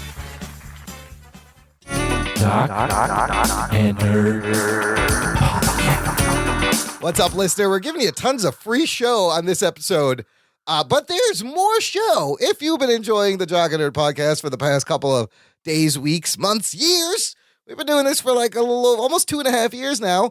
We have more show for you and a way that you can help us out. Just join our fan club. Visit jockandnerd.com/Patreon. And you will join our lovely patrons, help support the show for a low monthly pledge, and you will get access to another podcast feed, an exclusive feed with post shows, bonus content, instant reactions to movies. Anthony will tell you how to pick up chicks. You'll learn about what Guavadoce is. You'll learn a lot of interesting things. We get vulnerable. We let our guard down. It's a whole bunch of wackiness over on the Think about this, guys. Like, the podcast brings you so much joy. I've heard these stories from different people. They're on airplanes, they're bored, they listen to a 2-hour podcast, and then they show up and they're at their place of destination. It helps them get through their day. So we're doing all this shit for you. Give us a little bit of money. How about that? How about you get bonus stuff? Get crazy shit that we would never say on the regular podcast. That's right. Get it. Dig into your pockets. Open your hearts. Visit jockandnerd.com/Patreon. Okay, now let's talk about San Diego Comic-Con news about TV shows, the small screen. We got a bunch of trailers and stuff. And now, look, Anthony, I know you probably didn't watch all these CW trailers. I know you don't watch the show anymore. So I do intend to eventually catch up. I just don't know when. And so it would be kind of pointless for you to watch the trailers of the next season without. Right. A lot of these trailers, well, all they do is they recap the whole last season. So a lot of it's annoying because it's just most. Yeah, why are you even talking about it? We got like one little tidbit here and there. So look, Anthony, you can relax. Rugs, Yumi, we're just gonna fly through this real quick. Quickly. One comment. Let's start with Supergirl. Basically, season 3. Kara's like, I don't want to be Kara Danvers anymore. That was a mistake. It's just Supergirl. She's not going to be Kara. I don't know. What else? Any other observations? Comment, Rugs? That's about it. Right? I mean, you didn't really see much. You saw stuff that looked like a lot of it from last season. Yes. And then you see there's a new bad guy, basically. Yes. Yeah. Well, they didn't show much. A lot of these just recap last season. The guy kind who of plays, what's his name? From S.H.I.E.L.D. Trailers for TV shows that are not recorded all at once, so not like your Netflix or whatever, are always going to be bad because they don't have any footage to show other than maybe the first episode. Exactly. You are just getting the beginning of when it comes back. Right. Arrow, let's talk about Arrow next season, season 6. Notable thing here, fucking Slade Wilson is back. Deathstroke. Is he a bad guy? You know? I think he's on Oliver's side. It seems like they're going to buddy up. You also see Earth 2 Laurel Lance, new Black Canary suit, but you don't really see any of the team. And you assume that they're dead or something. because they were on that island and all the explosions went off. We don't know who survived. Everyone was on the island. Everything blew up. But I was excited to see that Slade's going to be a part of this next season. So that's kind of cool. For what it's worth. I didn't watch Legends of Tomorrow, Flash, or Black Lightning. Okay, Legends of Tomorrow, same shit. A lot of fun stuff. They recap last season where it ended. They broke time. There was dinosaurs. Now they got to go back through time and they fixed these, what they call time anachronisms. And there's another evil person named Kawasa. It was the same shit. Doctor Who Cares. Mufasa. Not Mufasa. No, it's not that. Right. It was really the Doctor Who Cares. The same thing you saw last season. It remains fun, looks fun, and just whatever.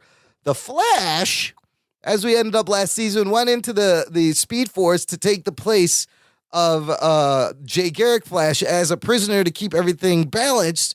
So basically, I think they showed us the first episode. They're trying to deal with life without Barry. There's a giant samurai. Cisco builds a thing to get Barry back. That's really about it. That's all that happened. And Barry's gonna be back, and then that's it. And then Barry will be back like by the end of the first episode, and then it'll just be It's a lot of hype for nothing. A lot of hype for nothing. The Black Lightning trailer was even more offensive in the fact that the majority of this trailer is all about all the other shows. It recaps every show. They do cool things where they show comic book panels and they show you the live action from the show. They show you guys drawing. So that was kind of cool. But then the Black Lightning stuff is at the very end.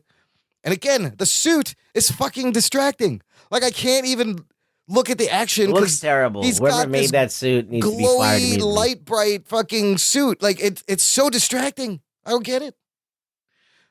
Moving on, Gotham.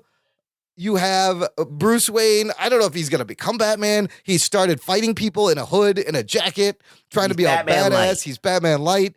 The notable thing from this is we will be introduced to Jonathan Crane, the Scarecrow, this universe's Scarecrow. The Riddler is in a block of ice in the Penguins casino. Catwoman has a whip. Selena has a whip now. Yeah. That's about it. That's really all that happened in these CW things. Yeah. So you didn't miss much. If you didn't watch any of these, because a lot of it was recap. What I do want to mention is their slate of upcoming animated releases from DC Warner Brothers. Some interesting things here. Gotham by Gaslight is their first one, which is an adaptation of the popular 1989 tale that introduced the Victorian-era Dark Knight, who was in pursuit of Jack the Ripper. It's an Elseworlds tale. Like, what if Batman existed back then? Back in the turn of the century, drawn by Mike Mignola, beautiful art. Here's the thing, though. This book, a lot like Killing Joke, it's only 48 pages long. Killing Joke had that same problem, and we saw what they did to that, which is ruin it by adding a completely not necessary. That's funny you bring that up. IO9 has all 28 DC animated original movies from like this recent flux of Yeah, ranked. Killing Joke is the last one, isn't it? Killing Joke is the last one. Yes, that's absolutely correct. That's where it belongs. So I'm excited to see Mignola's artwork translated, but at 48 pages, like, how do you turn this into a feature? Should be interesting. You have a prologue where you have Batman have sex with Jason Todd. Yes, Batman fucks a small boy in the sewer. Like, what are you gonna do? What can you do to top? That sounds like a great idea. They're gonna do it. Oh, shit. What can you do to top the Killing Joke? The next animated release will be Suicide Squad: Hell to Pay. And I guess this is the first with like the Suicide Squad cast from the movie. There was a Suicide Squad movie called Arkham Escape or something, which was better than the Suicide Squad movie. It was, but that tied into like the game more. So this one's going to tie in more to the movie. That was a better Suicide Squad movie, by the way. A lot of the same things. Then they're doing this interesting thing: a 2-part Death of Superman storyline. First part, Death of Superman. Second part, Reign of the Superman. Now they've already kind of done this in the animated releases. They did that already. It's called Doomsday. It was fine. And now this one, they're going to break it into 2 parts. So I guess the first one, it will be kind of the same thing where Doomsday kills Superman. And the second one, you'll have all the other Supermen that came to And then you can have the super mullet. You come back with And the black super mullet suit and the Superman. black suit Superman. And wasn't that, this is when you had like Cyborg Superman and Steel and all these other All of people them trying to take his place. trying to fill the giant Superboy. size Superman slack hole. Yeah, they already did this in 2006. Yes, they did. 2007, Superman Doomsday. Do you remember this as being an enjoyable story to No. read?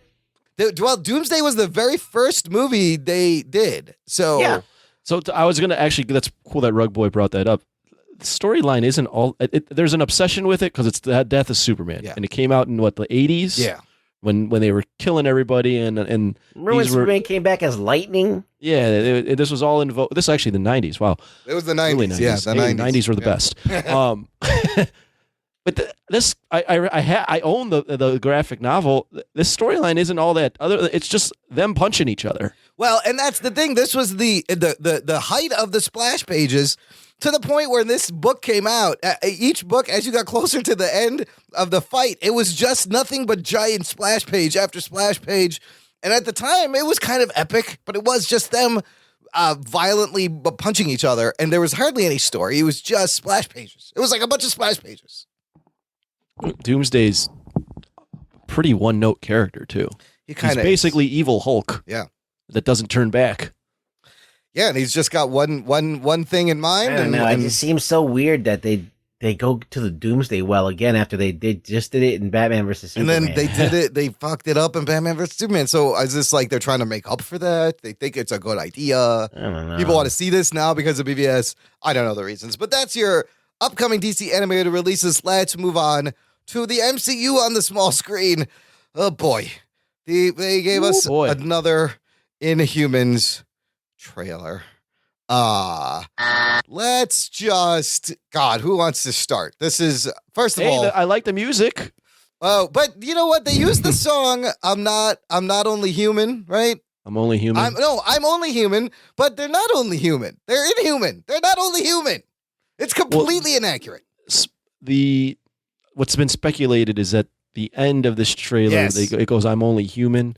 And Maximus is a human. Yes, they say Maximus is a human. Apparently, which is a fucking huge change. Yes, it's a huge change. It makes no sense. Apparently, the Terrigenesis did the opposite on him for some reason to make him more sympathetic to the humans. So just really the whole concept of Maximus going, we need to attack first. He's not a strong enough thing. Let's separate. Like, none of this makes sense.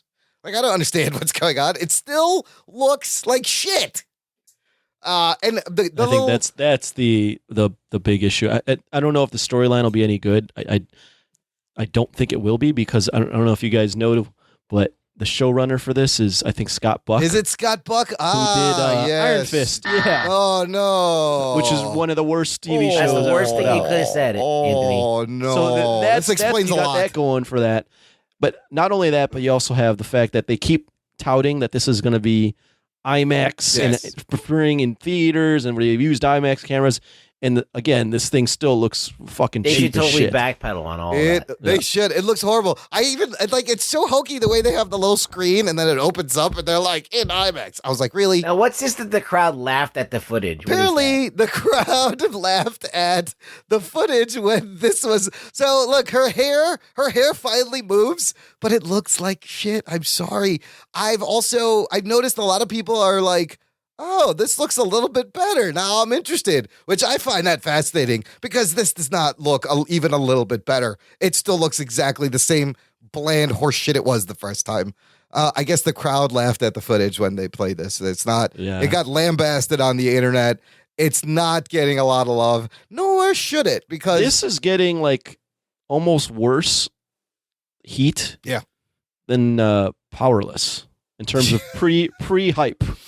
Yeah, I mean, I think this has a lot more expectations than the Powerless, and the Powerless couldn't even live up to their expectations. Well, that and also just the marketing. It's just filmed in IMAX, and then the shot is of like a hallway. Like, this is just terrible. It's so insanely cheap. I don't know why I'm bringing this up, but did anybody see the trailer for the new Star Trek series? No, I did not watch that one. I didn't. I mean, that looks like it's legit. We'll watch it in the post show. It looks legit, and I'm like, this Marvel series sounds like they're spending a shitload of money in IMAX and all that stuff, and it looks like garbage. I can't believe this is what they're giving us, like ABC and IMAX, and it looks like I have this. the Star Trek trailer on, and it already looks way fucking better. Oh, Jesus. Especially for TV. Yes. Well, it's the girl from Walking Dead. Dead. Sasha, and that is on it's on their CBS streaming service. Like, you're gonna have to pay for a new service to watch the Star Trek. Right. It's not on network. But they've also said that Agents of S.H.I.E.L.D. and Inhumans will be connected, and they will eventually have a crossover episode during the season. But, wow, we go from... It just boggles my mind how cheap Inhumans So, looks. look, we go from that Inhumans fucking shitty trailer to the Defenders trailer. Geek boner. Now, granted, this is Netflix. This is also a completely different setting. This is all street-level stuff. But this Defenders trailer... itself got me very, very hyped for Defenders. Thoughts on this trailer, Anthony? What did you think on this first Defenders or the second one? I was thinking about why the Defenders looks a lot better than the Marvel ABC stuff. Yeah. And it's because they film on location. Yes. In the Defenders or in the Marvel New York, stuff. yeah. They actually are in New York, Yeah. where half the time the ABC stuff is sets that they're just reusing, and you can tell. Yeah, a lot of Hollywood like backlots and shit. Yeah. Defenders looks okay. I think the trailers for the Netflix stuff are always kind of They're okay, but I don't think it's a clear representation of how it's going to be. I think the show will be pretty decent. I don't think it's going to be visually arresting. Yeah. I think it's going to be a drama with some action scenes in it. Well, it looks like all the other shows, like, and it also looks like they're color It coding. doesn't look like it's a step above it. No, it looks like exactly like Daredevil, Luke Cage, Jessica Jones, Iron Fist. Yeah, this could be another episode of Daredevil. Yes, absolutely. It has that same tone. Now, I've heard, I like the comedy. I like that Jessica is getting kind of some of the best lines where she's chugging beer and she's like, God, you're weird. I like that. I hope like they give Danny Rand shit the whole episode. Because I love that line where he goes, it's chi. She goes, it's not. That's the rumor, is that they really acknowledge that he's just Danny a piece Rand of shit. sucked. That's great. And they keep acknowledging it over and over. You see Stick, they're talking about the war for New York. The fact that even Madame Gao is afraid of Sigourney Weaver's character says a lot about whoever the If you fuck this guys is. liked Daredevil season 2, it's the same guys. It's the same showrunners and creative. Color coded. Now, does the fact that Daredevil is the only one like suited up? Oh, I was gonna say Is that something weird to about that. anybody? Very weird for me. It seems odd. It just kind of takes you out of it. Bilotti, I think, wrote this somewhere, but he said it looks like everyone brought their kid brother in a Halloween costume out. Yes, their idiot kid brother. Right. Like, even if he was in his black suit, it wouldn't be as jarring. I don't know. Or give everyone a suit. Like, what do you do? Or give Iron Fist his suit, and then it would look all right. I don't think he's getting a suit until after the Defenders. Like, that's the only thing where I was like, oh, this doesn't work. I do like where she's like, nice ears. He goes, It would be funny that like Luke Cage's, you know how last time his shirts got all fucked up every time he went out and did something? Yeah.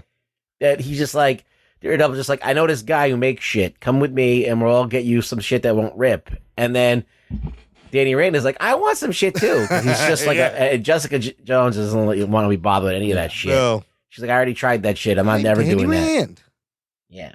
And they like, Luke Cage could have like just a shirt that doesn't rip. A yellow shirt. That has like a texture on it or something. Yeah, so the reviews of the first 4 episodes have come out and they're kind of mixed, and people are saying they said that they don't team up even by the end of the first episode. They're not together. Which that's interesting. A lot of them said is even though this is only 8 episodes, it's still that it's drawn out, dragging. That Netflix has with the Marvel stuff. 8 episodes, I would think, and that first episode, like you're kind of catching up with everyone, and everyone's section is like color coded, like to their character, which that's kind of cool. But I really hope they can pull it together. And I've read good reviews, and I've read reviews that say it's just okay. It's only the first 4 episodes. There's only 8 episodes, so. Oh, so they saw half of it. They saw half of it. Yeah, already? they saw half of it already. They apparently they were like, it starts out with an Iron Fist scene. Yeah. That again isn't very good. Oh no! So you're off on the wrong foot, but then once it gets to like them interacting and Jessica Jones and all that stuff, it actually turns out pretty good. Shit! All right, well, we'll see it in August. Speaking of Iron Fist, though, it has been renewed for a second season. Misty Knight is returning, and the best bit is she was actually never in Iron Fist in the first season. Yeah, she was. She will be joining Iron Fist. That's right. She was in the other one. She was in Luke Cage, right? Yeah. Yep. But the best bit of news that Iron Fist can have is that it's getting a new showrunner, which is what it needed. Scott Buck, like we said, was the series for the first season, and I don't think he did a good job. Nobody thinks he did a good job. Get Buck the fuck Buck out of here. is fucked. He's being replaced by former Sleepy Hollow producer Raven Metzner, who also directed Marvel's criminally underrated Elektra film in 2005. Did you? I can't remember that movie. Was there anything good in that movie? That was a bad film. It was a bad movie. That's what I thought. I don't know if you can ever fix the casting of Finn Jones. Maybe he can get a little better at like a little more training and stuff. Yeah. They really should put the fucking mask on him so they can get an actual stunt guy in there doing the martial arts. Yes.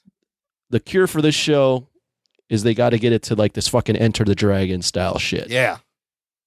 It's got to be a sick kung get fu off the show. fucking corporate stuff. Get off the fact that he's a 25-year-old man child that has temper tantrums. Get off of that. Yeah, just make it like 70s kung fu movies every episode. Be awesome. Even if it's like over the top, who cares? You got fucking ninjas. The best episode was when he was fighting the fucking drunken monkey guy. Yeah, when he went through like that whole obstacle course of fighters. It was like a video game. That was the best episode. So I think the new showrunner is a very good move. So at least they see and they fix things. At least there's some change. At least there's some change. They're like, we're gonna try this again with the same thing. They're like, you know what? You fucked up Iron Fist. Go fuck up Inhumans and leave us alone. This is the reason why I think I could direct a movie, because I know all these problems, and they still keep doing these things. If we could see it, how hard is this? Like, all directors are going to be fucking so mad or say, but come on. Well, Anybody I'm sure can it's direct more it. than that. I'm Anybody sure can it's the direct studio and the film and the investors. They're all fucking dipping their hand in there. You're right. It's not just directing. It's working within the specific system you're in and the politics and the budget and what you have to work But if I was the boss, I could do it right. If you own your own movie studio, yeah. If I was Todd McFarlane. I was going to write and direct. There was a Punisher clip, I guess, shown. It wasn't much. It was just I didn't him. think so. It was just a shot of him walking down a hallway. Still no news of when that's actually coming out. They're guessing like November. Did they shoot it in IMAX? I hope not. That's what they do with hallway shots. Giant hallway. And then, so we don't know when Punisher's coming out. Finally, Fox put out another trailer for The Gifted. You guys, if you didn't watch this one, you can pass. I watched it. I feel like they showed us the whole pilot episode in this trailer. And they basically did. It's all right. I mean, I like seeing Blink and Polaris and Magneto, and it's pretty much what I expect. It didn't really show me anything new, and little rolly Sentinel machines. And the show, there's no way and no chance in hell that they can rely on the name power, because The Gifted doesn't tell you anything. Yes. The names of the mutants don't tell you. B-level mutants. These are C-level mutants. Yeah. So the show's story has to be really good, and Bryan Singer producing doesn't give me a ton of confidence. You would that's gonna be hope the case. you would hope the drama is going to be top notch. And I like some of the discussions she was having with the kids, kind of like the race allegory. Like, People don't like you. We gotta hide. Remember when we first talked about this? Yeah. I was like, are we fucking done with the race allegory? No, we're not. No, we're not. No, we're not. Not on the small screen. So I'm going to give it, I'm going to give it a watch. It didn't get me any more or less excited. It was pretty much, I think they just showed us the first episode in all those clips, frankly. Yeah, trailers are never I'm any burnt good. down on this whole thing. Right? There's more. Like, Heroes was the same thing. Yeah. Like then they had Mutant X, and then they had. They keep trying. Legion, they did a good job though. Yeah, Legion was apparently pretty good. Legion was badass, dude. Let's see how the Gifted plays out. Other ancillary franchises, we got a season 8 trailer for The Walking Dead. Was very horribly edited by them. So it's a 5-minute trailer. Holy fuck! It's weird because I kind of liked in the beginning the minimal music and like the clicking, and it's just a series of shots. To your point, Ruggs, you don't know what's going on. It doesn't really reveal anything. It's just random. It's just them shit. stroking their cocks for like at least a minute and a half. A long time with the clicking, with the clicky music. Yeah, but it's and just a random shots. It doesn't tell you anything of the story. Nothing. It just. They're just standing there, close up of this guy's eye. Standing there, look at that guy looking over there. Guy holding a gun. Here's the thing here. It was very artsy almost. But then when it's masturbatory. It was masturbatory. When the That's voiceover, a good way to describe it. A very little Negan. One little quick shot of Negan. Lots of Ezekiel and the group and Jerry. But when the voiceover does start, again, you don't really get a lot of what's going to happen. More of the same. Like, and Santa Claus is at the end. Yes, and then let's just cut to the end.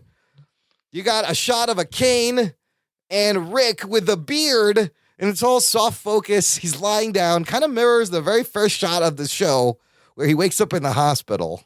He's old as fuck. What is this? Is this a time jump? Has he been in a coma the whole time? Are they going to new heart this fucking thing? That none of this happened because he dreamt it all? What is this? Who knows, man? I would say that it's a dream. Yeah, I think it's a dream. This trailer, it doesn't give you a lot of story, and they're giving you just quick cuts. Yeah. That would work if the quick cuts were interesting, but they're not interesting. I'm losing a lot of interest in the show. My friend Chris Otello, again, name drop him again, big Walking Dead fan. He posted this and he says to me, this trailer was good until it wasn't. And then it wasn't for a really long time. God, it's so weird. This used to be one of my favorite shows. This used to be the show I would look forward to every Sunday. It's fatigue. And I honestly, I barely can care about this, watching this trailer. Like, I just almost They're dragging it on too long. It should be over by 5 seasons, 6 seasons tops. I think Kirkman said he's ending the comic book. I was going to find that link, but he's said he's actually ending the Walking Dead comic book. Didn't he say he would write this forever? Yeah. And he said he would do the comic book forever. Like, it would just go on. And no, he's ending. So I don't know. I don't know why Rick looks like Santa Claus. I don't know what's going on. It's so strange. I remember binging Walking Dead and being like, how awesome was it? This is my shit. Right? And we did an episode. We were like, we love Walking Dead. Yes. And now I'm watching this trailer. I'm like, I don't even know I could care less. Yeah, I don't care. They didn't make me care. I was felt the same way. I was like, what happened to Walking Dead? They jumped the shark. I don't know.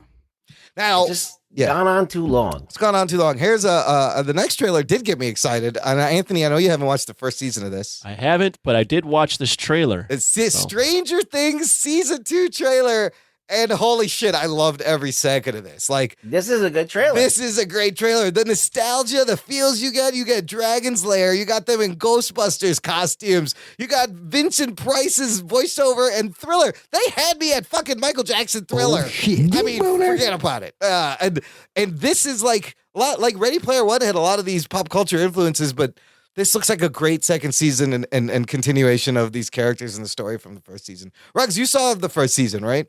I thoroughly enjoyed it. I loved it. I feel like that Stranger Things could possibly be, Walking Dead was the Halloween thing where like it started up in Halloween and it was the Halloween thing you do it in October. This could be the new one. This is the new Halloween pleasure where you you during start touching October, yourself. Yeah, right.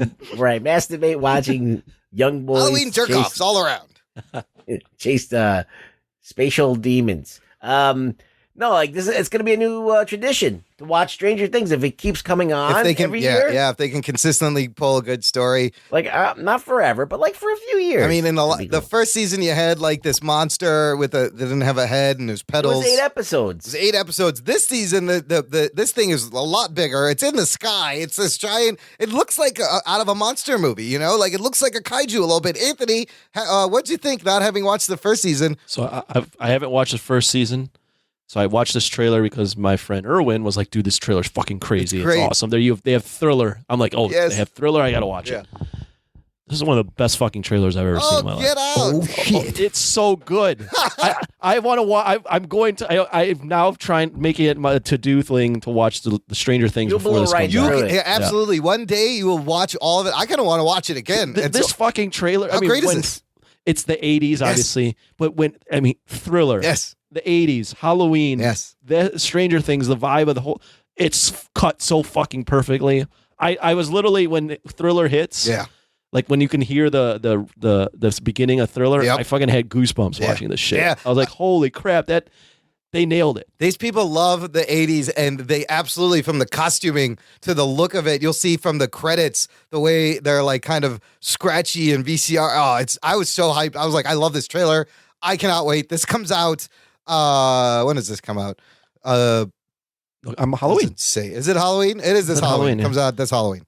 Yeah, and the way they filmed it. It looks straight out of a fucking 80s movie. Spielberg movie. Absolutely. It's what it feels like, Anthony. When you watch the first season, it's a little bit drawn out, a little bit slow, but like if you like that type of shit, if you love like Close Encounters or any... Dude, they capture the magic of the Goonies, Stand By Me, E.T., Ghostbusters, like all these movies that I loved growing up, all these great beloved 80s movies. It's in the first season, and it's so well done. You should watch it. And I'm not even catching any of like the storyline cues. I'm just like, wow, this trailer's awesome. It doesn't Look at the matter. music. It doesn't matter. Feel. Yeah.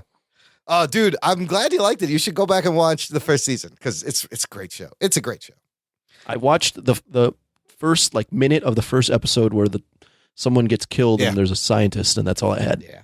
We'll review the second season. Fucking trailer's awesome. If you catch up, we'll review the second season. I will. We'll review the whole thing. That's how good this trailer was. It made me want to watch something that is impressive. I still had very low interest in. That's how you know you cut a good fucking trailer. Good job, Stranger Things. Okay, I got two last things in the comic book world, because yes, there are still comics at Comic-Con. What are comics? Exactly. It's that thing where you print on paper and you have They're to go. the guys who tell jokes. They're boy. Lame. Sorry. Not funny. I'll give you all of those. So full of what a dick. Quick hits. What a dick. Ed Piskor, the guy who did Hip Hop Family Tree that I love, that we used to talk about a long time ago. I've read it. He's gonna retell about 300 issues of the X-Men storyline in 300 pages. This is called X-Men Grand Design. He's going to take episodes, I think issues 1, the first 280 X-Men comics from September 1983 to September 1991, and distill them down into a single 300 or so page comic book that weaves together the series' most major events into one cohesive story. Bullshit. Holy crap, that's quite a thing to undertake. But I think Piskor can do this because this is kind of what he does. He had a story, he had a graphic novel called WYSIWYG, and it was kind of the history of hacking. Meticulously researched, right? This is what he does. Hip Hop Family Tree is a meticulously researched history of hip hop from the 70s, late 70s to the early 80s. And so I'm excited that he's doing this with X-Men because he's a huge X-Men fan. And so he says on Twitter, one big reason I'm making X-Men Grand Design is because I really enjoy rereading Chris Claremont's run, but I want to binge productively. He says the complicated X-universe that I spent my youth unraveling is going to be X-Men Grand Design. What do you guys think of this? Anybody excited for this? Is this a good idea? It would be cool for new people to jump on with this, but I don't know how you're going to have to cut out a lot of shit. That is yet to be seen. But he's good at squishing a lot in pages and getting them. So what is it going to be? Like a nonfiction? I don't know. Maybe kind of like a documentary version? Maybe like it's handled like it was real. because his other books have dealt with real stuff. And maybe he handles like this actually happened and he's just telling the story of the X-Men and all its crazy things. Anthony, what do you think? I'm leery about it. It'd be unfair for me to comment. I've seen the Hip Hop Family Tree. Yeah. It looks cool, but I don't know. I got nothing. Can it be done? That's the question. We'll see. I mean, I'm excited. I'm gonna check it out. I just want to see what he does with it. That's the thing. Is like Rug said, how do you do this? 300 pages, all the X-Men history. 280 comics into 300 pages with all the crazy twists and turns and the different panel of comic. Panel per comic. Yes. Oh boy, rough. That's a huge undertaking. Yeah, that's a crowded panel. And then the other exciting news that came out of San Diego, Frank Miller, John Romita Jr. are going to give Superman the old Batman Dark Knight run through. They're doing Superman Year One, just like Miller with David Mazzucchelli did Batman Year One. He wants to go back and do Superman Year One. Now, his Batman Dark Knight, the sequels 2 and 3, not the best. I think the third one is still going on. Maybe it ended. It was going on for like a year and a half. It's like 8 issues or something. Oh my God. And it doesn't make any sense. It really doesn't. Let me jump right in now. I don't think Frank Miller has it anymore. No, he might be done. You think he's done? He's like 70 something. Yeah. Wow. Everything he's released lately has been not very good.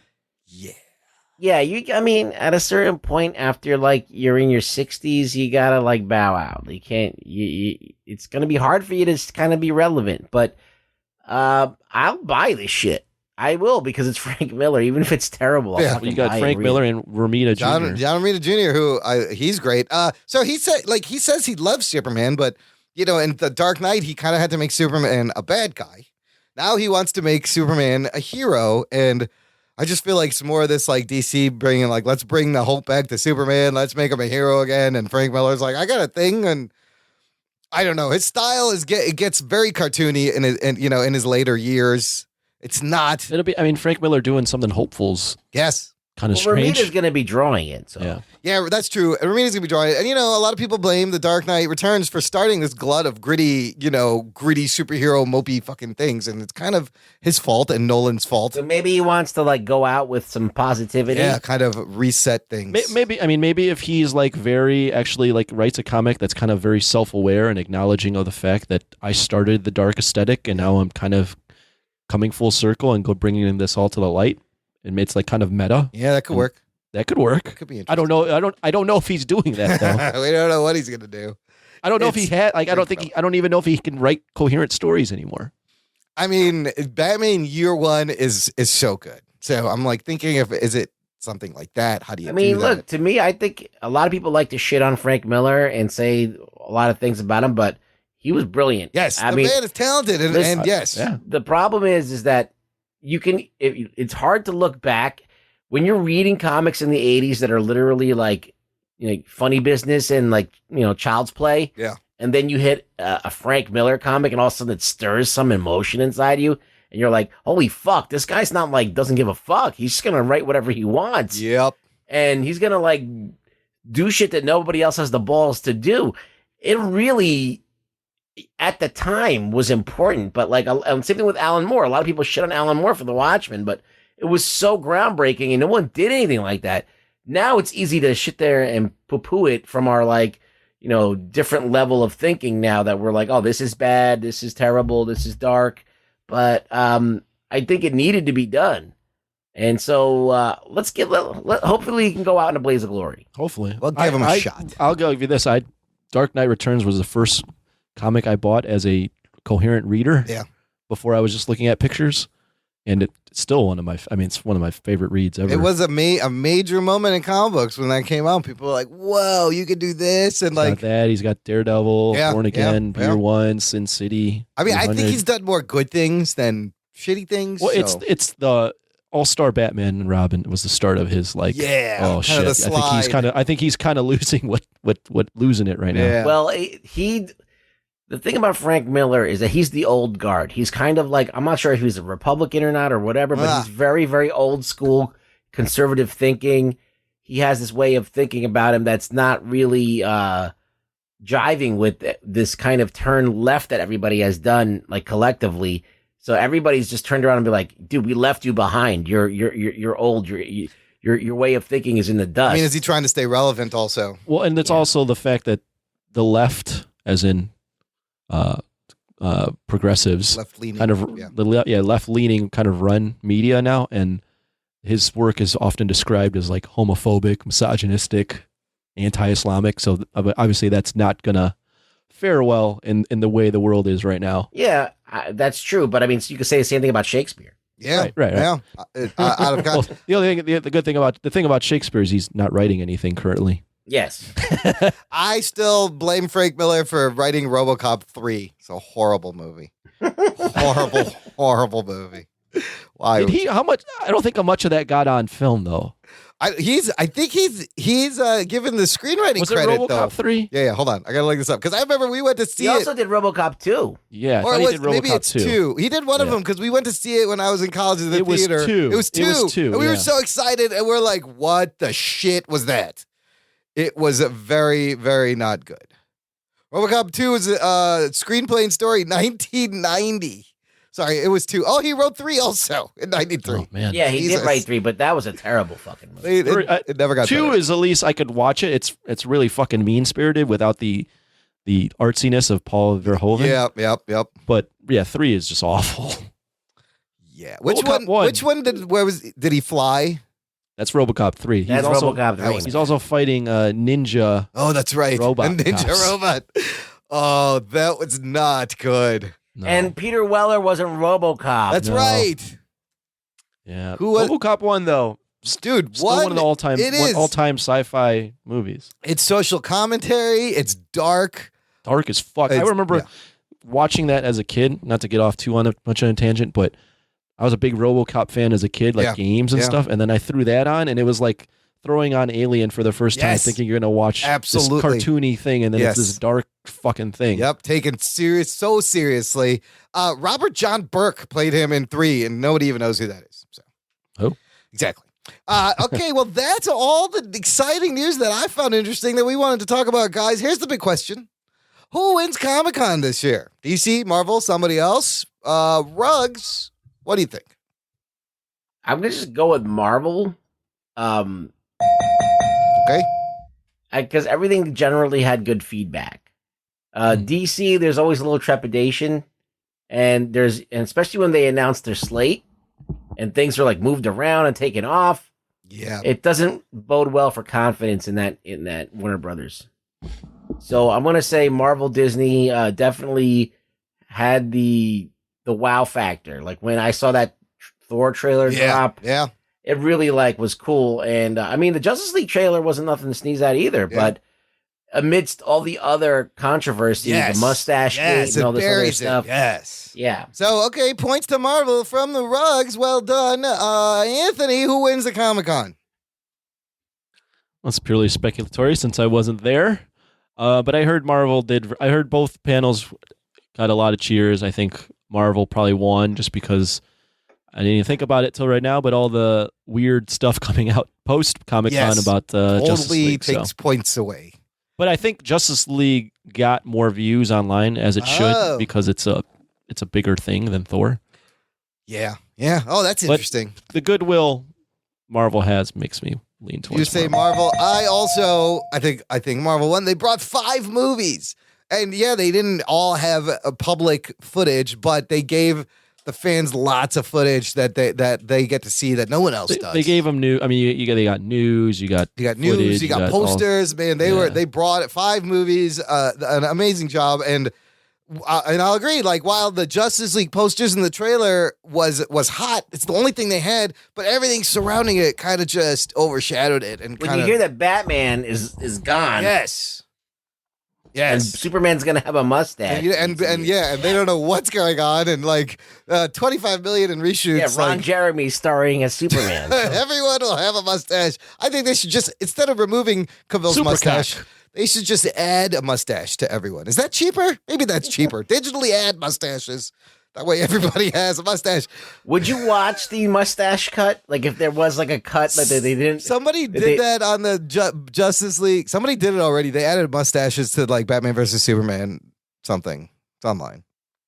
But I'd watch it. Yeah, it'd be funny. I'd be giggling the whole time. Last thing before we wrap up, gang, we got an email from our buddy Jimmy Graben. Jimmy the Geek. He writes, "Hey guys, so you want to know the impact of your podcast?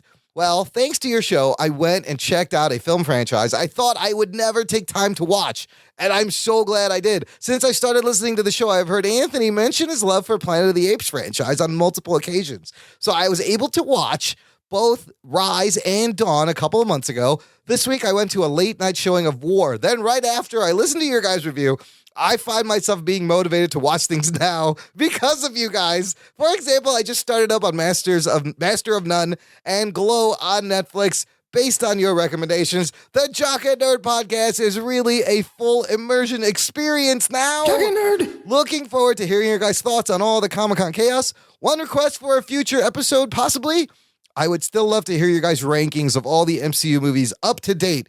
Your Spider-Man review got me thinking of that. Anyways, thanks as always for putting out great content, guys. Jimmy the Geek. Thank you, Jimmy, for writing in. Doesn't that give you the feels, Anthony? Look what you did. That's good stuff, Jimmy. We did a ranking of the Marvel movies up to a certain point. I feel like we may have to do this every year. But we might have to readjust it, not only because it's fun, but also because I will probably contradict myself because I forgot where I ranked everything in the episode we recorded. I think there's like 4 more movies. Yeah, but it doesn't matter. You read. Yeah, we re-rank. That's true. You got to re-rank the whole thing. Yeah, you're right. So, you're right. I love that idea because I think we did it at, there's like 2 more or 4 more. We'll have to figure out. I think we did the last one after Antman. Okay, so how many movies have come out since then? 3. Oh shit, 3 more. And we're getting 3 more at least. And so we're going to get Thor and Black Panther. Do we wait after Thor or after Black Panther to re-rank? Well, you can do it whenever. It doesn't matter. Okay. I mean, I'd say probably before Infinity War because that's the culmination, right? That's a good idea. But it is the kind of show where you could do it like every year and a half. You got to re-rank everything because they're putting out fucking 3 things a year now. It's craziness. All right, good stuff. Thanks for writing in. Thanks for listening. Ruggs, where can the listener find you online? Go to Twitter at the Really Rugboy. You're like a really Rugboy? Yeah. Check them out there. This has been the Jock and Nerd podcast. And look, I know this is we went along. You have a lot to do in your life, but we thank every second you choose to spend with us, whether you're drawing or walking the dog or driving to and from work. Thank you, listener, for listening to us. My name is Imran. My name's Anthony. He's the Jock. He's a nerd. We'll catch you next time.